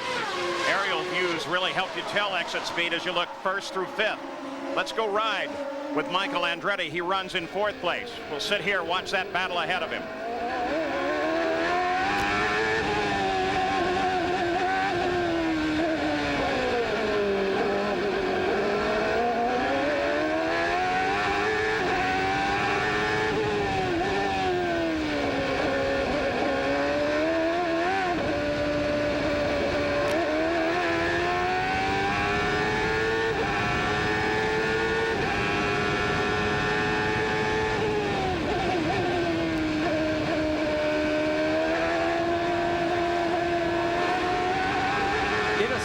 Time is starting to run out for Michael Andretti, both in this race with just 18 laps to go now, and also in the championship. He languishes in 9th place, and if he's going to start making a move toward the front of the championship standing, it's got to be today. If you listen to Michael going, you can hear his shifting in his transmission there. It's sequential shift. I know we told the people this a lot of times, but it's just like a motorcycle. First to second to third, you can't jump gears, you have to follow them. And they downshift the same way. Let's go up in the air again as we continue to watch this battle. Boy, is it terrific. Look at them all right together there. 18 laps to go. Just the way the race started, except with a different task. Battle first through fifth, all right together there. Lynn St. James, what a great run. Well, it's fantastic, and as Bobby was talking about the sequential gearbox, not only is it sequential, but it is now where you can actually keep your foot full throttle when you shift instead of having to kind of blip it. It's all done now with the engine control unit, and there's an engine control unit in the mechanism that just gives it just takes the ignition away just a fraction of a second every time the hand is on the shifter. So it's all beautiful, smooth, and automatic and controlled with computers. Boy, is it unbelievable how Robbie gives the back end of that car a pitch as he comes on the straight, leading down to the pit straight. He really lets it track. That group's got to make him kind of nervous. I mean, he looks behind him, he says, wow, there's a bunch of hungry guys back there. Boy, nobody letting go. Jimmy Vassar's best finish, you see him in the red car there, on a road course is 4th back last year in Australia, so he is in a sense overachieving very much at this point. First through 8th have now closed up. They're all running together. First through 8th with 17 laps to go. The pressure's getting on. They're getting too close together without somebody making a real serious attempt at passing. So pretty soon we got to start seeing it. Let's go pit side again. Lynn St. James. Well, again, I was listening to Bobby talking about Robbie and how if he looks in those mirrors and he sees that whole row and that whole lineup behind him. But, you know, I can't help but think of Robbie's background of out there in the desert where, you know, he's such a charger, and he, you know, this is the kind of thing that I think plays into his personality. This is when Robbie, I think, is going to be at his best. Well, Lynn, I agree with you. And, of course, Robbie has the confidence that win at Phoenix gave him. He seems so overdue this year for a win. Now he's got one, and he seems to be well positioned to have another one right now. Michael Andretti beginning to try some lines on Scott Pruitt. Al Unser Jr. sitting just back and watching from 5th place. And just that quick, there's first through 8th past you. And you know, if you look right behind little Al, look at that red and green car. That's Rick Gallus's Adrian Fernandez coming up. Look at all the cars that are just lined up there. Somebody pulls the cork on that bottle, it's going to run every place. And yet, the difficulty of passing here, particularly late in the race, with the groove so narrow, is obvious. Robbie Gordon leads it. You see them all right together there. Then Jimmy Vassar, then Scott Pruitt, then Michael Andretti and Al Unser Jr. You know, it wasn't, what, 24 months ago that you talked about Michael Andretti and Al Unser Jr. as the new guys up and coming. Now they're the veterans, and the 3 in front of them are the new guys challenging these old guards such as it is. Gordon starting to pull away a little. And Michael once again lets Scott Pruitt know that he's there. He's winding up his rubber band. He's getting ready to try something. Bobby, this is kind of the racing that if you're a driver, you really enjoy, is it not? Oh, it really is, but every guy's thinking of his own deal, but what is the other guy thinking about? That's what they're all thinking. All right, this is what everybody's concerned with in the pits as we run now the 62nd lap. Robbie Gordon, Jimmy Vasser stopped on lap 37, and then 4 laps later, Pruitt, Andretti, Unser Jr. all made their stops. In fact, Unser Jr., Fernandez, Teo Fabi, and Paul Tracy all made their stops. So the question is, can Gordon, can Vasser make it to the finish? Jack Arute, Robbie Gordon, can he make it to the finish? What do you think? Well, Derek Walker may be putting the first base card up because first Robbie Gordon restarted the race. He was running at 96% fuel. He has now been instructed to turn it up to 98% fuel. And guys, that may account for the slight lead he has over Jimmy Vasser. He's, as we used to say in the old days, turned the wick up just a bit. He's pulled the lead out to just over 1 second. Not much of a lead at all, especially on a circuit like this. It's really stopping the other guys from being able to, you can see how Vasser's falling back a little bit. They can't try a pass on him, and that's what he's trying to prevent. But remember another thing. They had such a long yellow the last time, probably brought him into the right frame on fuel. So first through 8th still run right together, nose to tail, all the way around. Nobody seems to be able to get anything done, though. I'd suggest to you that they're waiting until the last few laps, and then you're really going to see a scramble. We'll be back.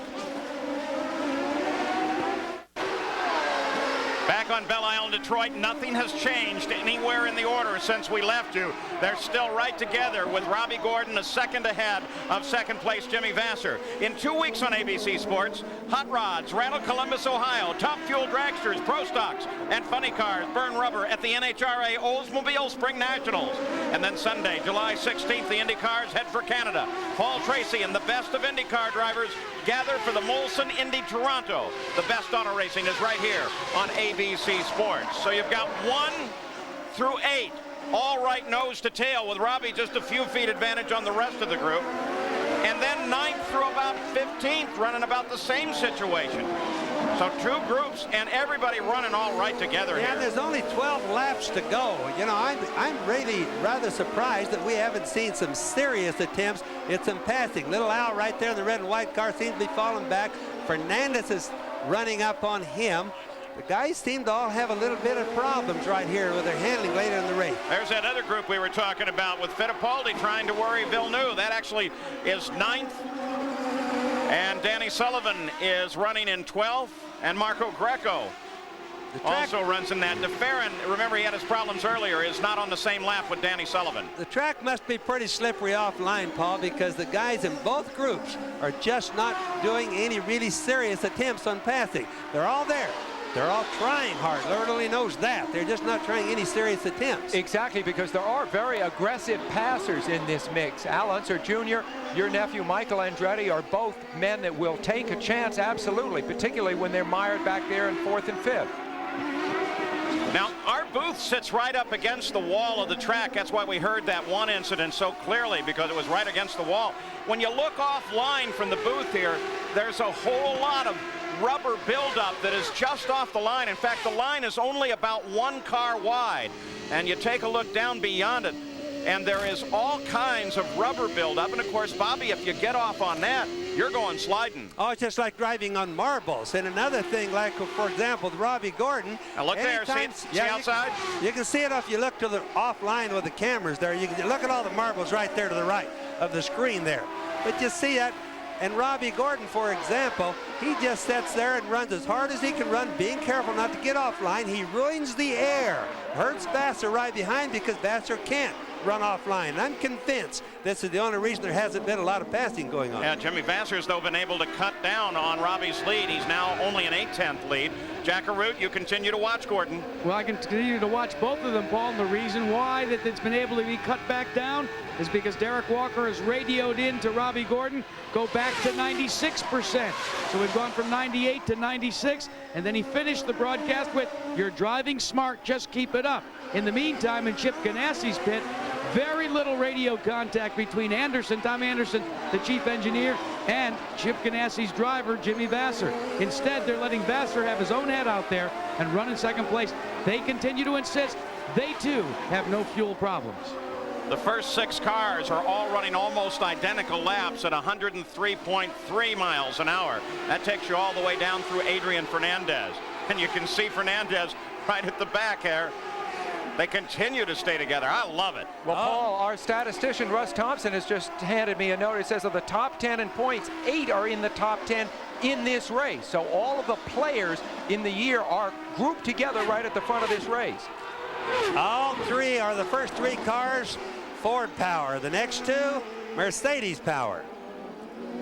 The lap leaders so far, Robbie Gordon, 33 laps, Al Jr., 33 laps, and Paul Tracy, 2 laps. This is the first time a race has been held this year so far that Michael Andretti has not led a lap. And that point for the most laps led has not yet been decided. The way it looks now, maybe not decided until the end of the run. Still an issue. Fuel on Robbie Gordon, fuel on Jimmy Vasser, and everybody else seems to be staying right there, hoping that they'll be out of fuel. We'll come back for the finish with 68 laps complete after this message and a word from your ABC station.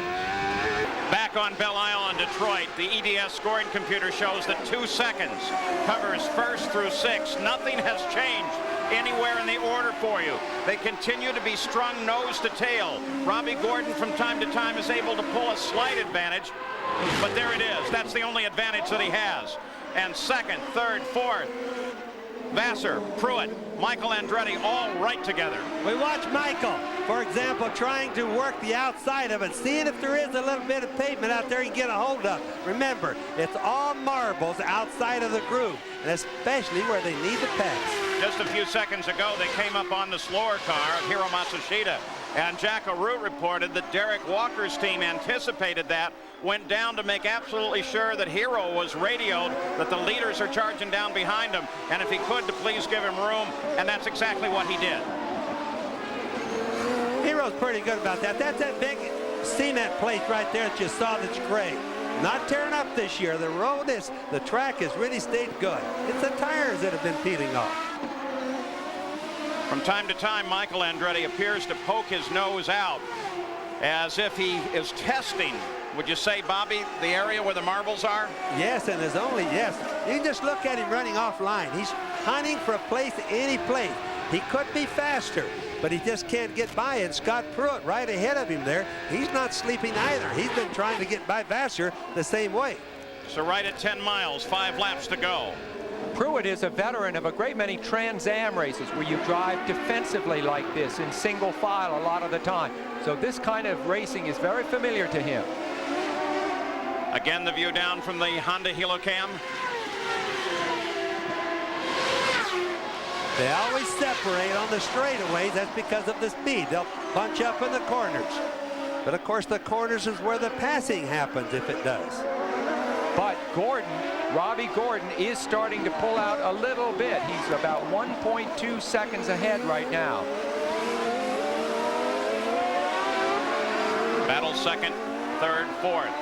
Gordon starts into the corner ahead. There you see him. There you see the advantage. A couple of years ago when Gordon was a rookie here driving for A.J. Foyt, I asked him what it was like on the track. He said, well, it's like riding a bucking bronco. I'm completely out of control out there. I said, well, what do you do to bring the car back under control? Well, he said, oh, I just hang on tighter. Never occurred to him to slow up, and I don't think it does now either. He's in great physical shape. Of course, all these guys are at the front of the field. Michael continues to turn in a little bit earlier on some of the sweepers. The fitness is an issue with a track rough like this in a long, demanding race, you bet. I think Michael's also kind of hoping that those guys up in front of him there, Scott Pruitt and Vasser, will get into a little bit of a dogfight, get into a wreck themselves, or get a little confrontation and let him benefit from it. But I don't think it's going to happen. Do you, Bobby? It certainly doesn't look like it's him. It seems incredible, given the excitement of a few laps ago, how close they were, that no one has been able to make a move at all. And the only explanation is the narrowness of the groove, because if you try to pull out to pass somebody, you're just going to find yourself on pavement which isn't going to offer any grip. Well, they're all afraid of that because the whole train would go by. We saw 8 positions right in. Whoa! What did we see there? I thought I saw something lift off. You can look at the road. You see the cameras go by some of the turns. You can see all the rubber laying out there. This is exactly what's happening or what's happened to the track that makes it just a one group, hard to pass. So as we watch the front of the field, no change there. The question is the current points leader, Jacques Villeneuve, who sits back in the field, running currently in 9th place. And he is losing points by remaining back in this position. In fact, right now he's going to allow a closure of 13 points, or nearly half the advantage that he had coming into this race. More than half the advantage. And if we look ahead to the next few races, which are road races, is this a hint of things to come? Robbie Gordon on the pole, Robbie Gordon leading this race with just a few laps to go. Jacques Villeneuve, who you see here in the blue and white car, maybe not so sharp on road races. He won Miami earlier in the year, so it's hard to believe that this isn't just an anomaly. But maybe it is a sign of things to come. Now, he's a good road racer, no question about it. Getting a setup right on this track is a very difficult thing to do. Riding Robbie Gordon, 3 laps to go. Still no change at the front of the order. Oh, what a great race this is. Robbie Gordon, who had, as I said earlier, a crash each of the 3 days that we've been here, is now absolutely precise and perfect when it counts the most. What a performance. 26 years old. Orange, California. 5 caution periods have the race average at 83 miles an hour, according to the EDS computer. Race record held by Paul Tracy from last year at 86.245 miles an hour. So those 5 caution periods really haven't had that much of an effect on the overall race record. White flag should be coming out next time by. Decision time for all these guys at the front of the order. Can Robbie Gordon hold on? Still the question of fuel for the first 2 cars. Gordon is protected by that cushion of a 1.5 seconds from Vassar. Vassar can't make a move on him from back there. He's too far back. It would have to be a fuel issue or a mistake by Gordon.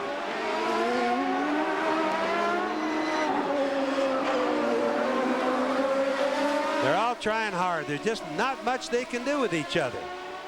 Boy, I've never seen them so equally matched. The first 7 now running all right at 103 miles an hour, as the white flag indicating 1 more lap to go comes out for that group, 1st through 6th.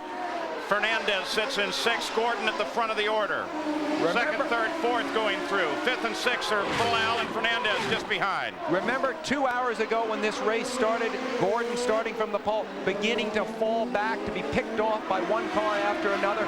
How he has now dialed the setup in at just the right moment. Now he's the fastest. If they can, where will they make their move? Vassar trying to hold off Pruitt. Michael Andretti sitting there waiting, looking for his opening. Again, comes a little bit offline.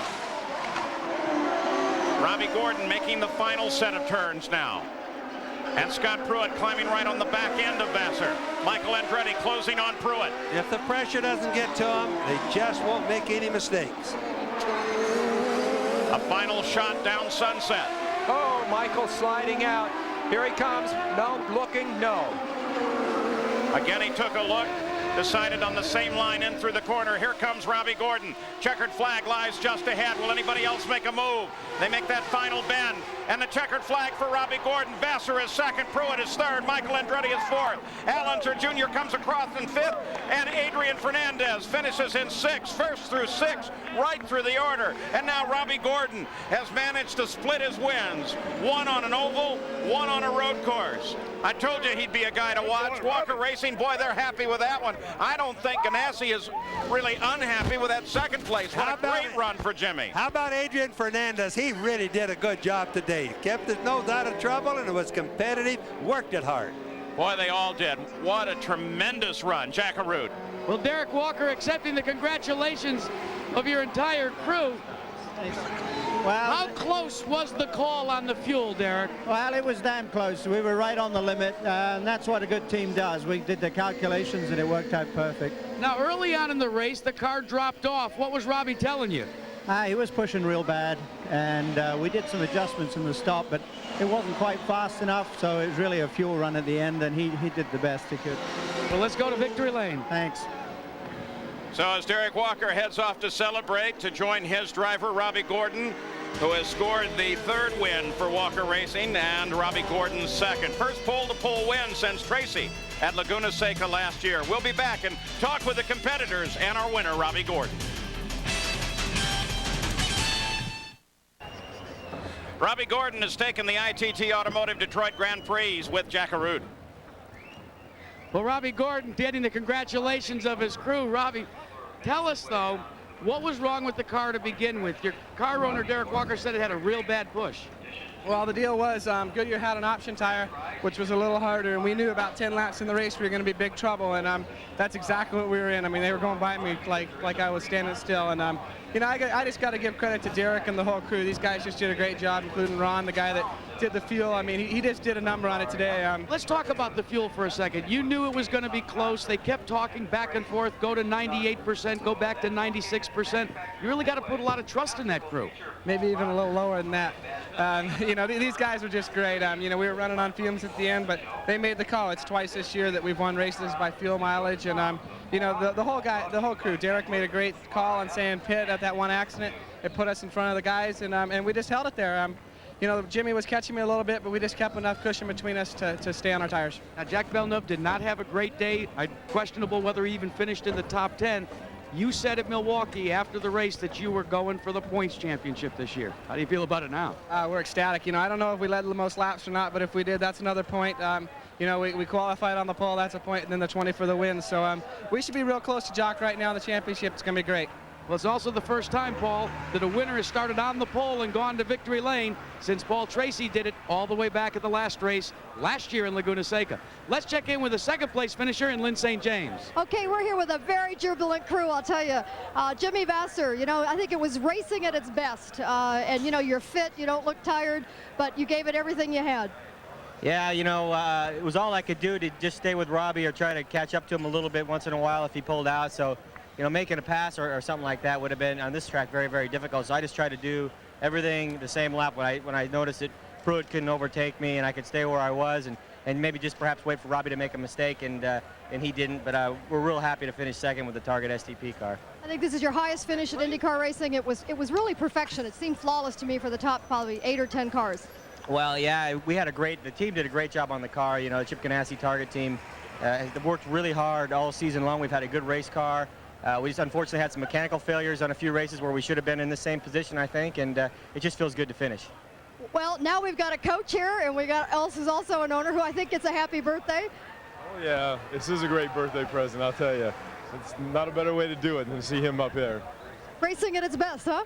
Oh, it definitely is. You know, this is being this close, and for me, it's getting back into the excitement. I'll tell you what, took a ride in the pace car down with the cars getting going, and I got the chills going down in the back straightaway, seeing these guys go by. I knew it was going to be a good day. I can tell you're hooked. And Chip, I know that, you know, you've been doing this a long time, but I have a feeling this may be one of the high moments. Well, it is. You know, like Jimmy said, we've had a tough year, and I just want to thank the crew and the sponsors, everybody hanging in there. We've had a really, really tough year. You know, we've been up in the front a lot, and I knew it was going to be a good day because this morning I brought Joe to the into our race meeting for the first time. I said, hey, give these guys some words of wisdom. You know, what do they say in the locker room before the big game? And he came up with some prophetic statements, and I think got everybody in the right mood for today. I'd like to hear what those prophetics were, but I know we won't get to share them. Okay, thanks very much. Congratulations to all of you. Jack? Well, Lynn, they've rolled away the third place finisher's car. Those Firestone tires, Scott Pruitt, they did it again. Brought you home to a podium finish, but not quite enough to make the pass. Well, that was the luck of the draw. It's real difficult to pass here. You know, the Firestone tires is the best tire they've given us so far. It ran well all day long. The Patrick guys did a superb job. You know, we're going to get on top of the podium, but you know, these consistent finishes right on top of the podium, we're in the hunt for the championship, and we'll keep on going. Let's talk about that championship. I know how important it is for you, but how about for the team, for Pat Patrick and everybody involved? You know, Pat walked away from racing until the group from Firestone came together, and then he tapped you, and you guys are all like the underdogs in this competition in '95. Well, I think it says a lot for the management. I mean, Pat Patrick, Jim McGee, Steve Newey, all the guys. You know, we've come a long way in a short period of time because, I mean, we weren't a team until this year as far as coming together, and they've done a fabulous job. Pat really understands the business. Jim really understands the business, and you know, we just keep this going like this, and we're going to have a great season. Well, how about you understanding the business with road racing coming up? Road races coming up, a few of them left. Are you going to be able to make it to victory lane soon? I certainly hope so. I mean, this was just luck of the draw. Any one of us could have won. This is just a real difficult track to pass on, and you know, we'll just have to wait and see what happens. But we definitely got it. The right set of circumstances, we'll come home with a win. We'll go get another one of those trophies on the podium. Let's check in with Paul.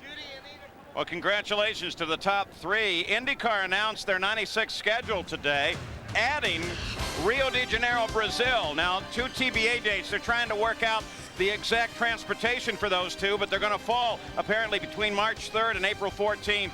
And then the regular lineup: Long Beach, Nazareth, Milwaukee, Detroit, Portland, Oregon, Cleveland, Ohio, Toronto, Brooklyn, Michigan for the 500, Lexington, Ohio, Elkhart Lake, Vancouver, and finish up the season on the 8th of September at Laguna Seca in Monterey, California. That's the schedule for 1996 for the PPG IndyCar World Series. Michael Andretti finished today in 4th place. He's with Lynn. Well, Michael Andretti, it's probably one of the first times in a long time you haven't actually led a race, and I know you're disappointed, but at the same time, I know you had a really good car, but there was just nowhere to use it, to be able to get it out there. Exactly, nowhere to use it. It was all track position. We definitely had the quickest car because when I was behind the group, the lead group, I'd be running 13.1s, and then I'd back off a little bit to see what I could do by myself, and then I'd do a 12.4 by myself. So they were slowing me up a ton, but I just couldn't pass them. You know, they got very lucky with that last yellow because we were looking good up until the last yellow because they would have had to pit again, and then we would have been home free. But you know, that's the way it goes. But you have to say that, I mean, with the precision of which everybody was running in those top 8, or it was really, because it was not only in front of you but behind you, that it's kind of road racing at its best. And from a street course standpoint, I mean, it's not maybe the finish you'd like to have, but at the same time, looking from it, it was really good racing. Oh yeah, it was really tight. You know, when you have a track like this, it's difficult to pass, and you have a guy that's slowing the bunch up. Yeah, it makes it more exciting, and that's what you had. But you know, it makes for tough racing though when you have a fast car and you can't use it. Yeah, it's hard. But Portland, huh? Yep. Okay, thanks again. Okay, Paul. Michael Andretti turned the fastest lap in the race on lap at 11 at 104.5 miles an hour. Coming up next, more great racing. Jeff Gordon and the hottest drivers in auto racing speed off to South Carolina. From Darlington Raceway, it's the second challenge at the International Race of Champions. That's more racing coming up next here on ABC, so stay with us.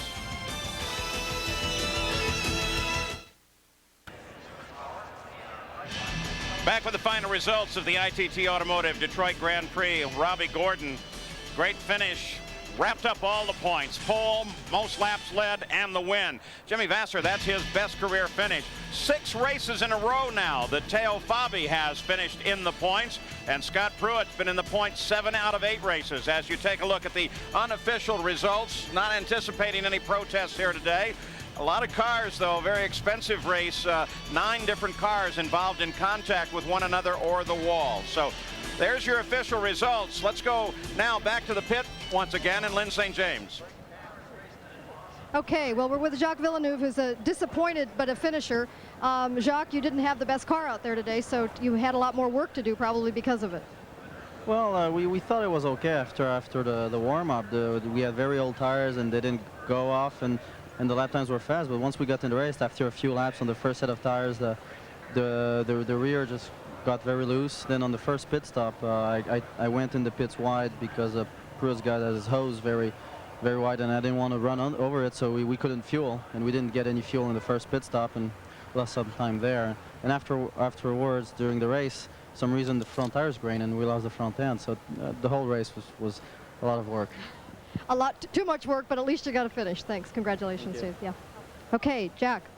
Well, then the guy that finished at 5th place led for a while. What was the pass like that you lost the lead? Well, we lost the lead when we came in on that final stop, and then trying to get back out, you know, we just, I guess Gordon and Vasser had pitted earlier, and they lucked into that last yellow. You know, you just can't see that coming, and so that last yellow they were able to stay out because we were expecting them to pit. Well, Paul, though, for Al Unser Jr., it's unofficially 4th in the points. That's what's very important today, and he did say that the race would be won and lost on pit road. Well, Al Unser Jr., with his finish here next Sunday, get your kicks here on ABC Sports. We'll travel to our nation's capital for a world-class soccer showdown. The United States battles Mexico in Washington, D.C., live from RFK Stadium at 3:30 Eastern, right here on ABC Sports. And the points after today's run, well, Jacques Villeneuve fell 17 points off. He really gave up a lot of points with that run here today, and Robbie Gordon certainly closed in. Scott Pruitt now sits in 3rd. And we look at the rest of the point standing. Adrian Fernandez had a terrific finish today. Let's talk with him right now.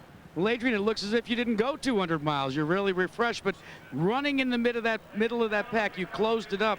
Tell me just what it was like. I don't know what else to ask you on this one. Oh, it was, it was just 100% all the time. With the guys we were running, they were flat out all the time, and I was pushing Alonso Jr. a lot. I was closing to him in some slow corners, and I was waiting for him to make a mistake because I was never close enough to really make a legitimate pass, but he never made a mistake, and just the guys did a terrific job. Paul, when you talk about the young guns, you better count this cat in too, because he's going to make some history before this season's over. Boy, no doubt in my mind. I'll tell you what, the versatility of all of the competitors battling in the Nations Cup, United States still out in front, no change in the order. But this is going to be a very, very tight battle as they come down to the end of the season.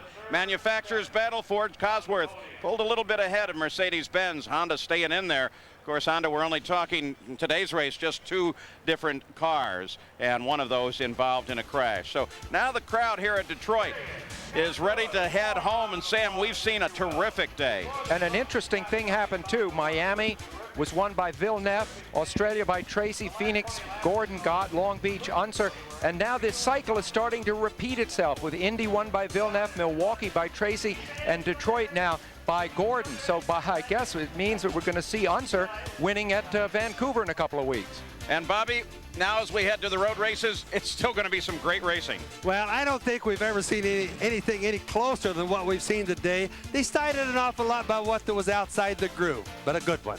Well, as the crowd heads home, the Indy cars have a weekend off and then head to Elkhart Lake, Wisconsin. But let's look back at some of the great action of today at Belle Isle.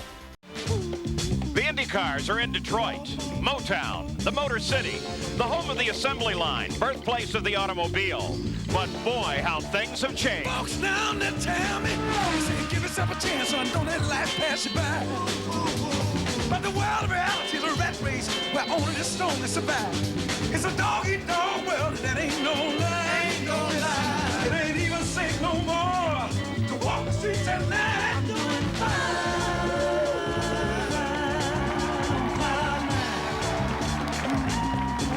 It's round number 8 of the PPG IndyCar World Series, the ITT Automotive Detroit Grand Prix. This is Paul Page. In Detroit today, a light breeze over Belle Isle. Overcast sky. That should help racing conditions, and the temperatures are comfortable. Let's go down to the pit lane and Jack Arute. Well, for most drivers, coming to Detroit and qualifying on the outside of the 3rd row would be a pretty good run, but not if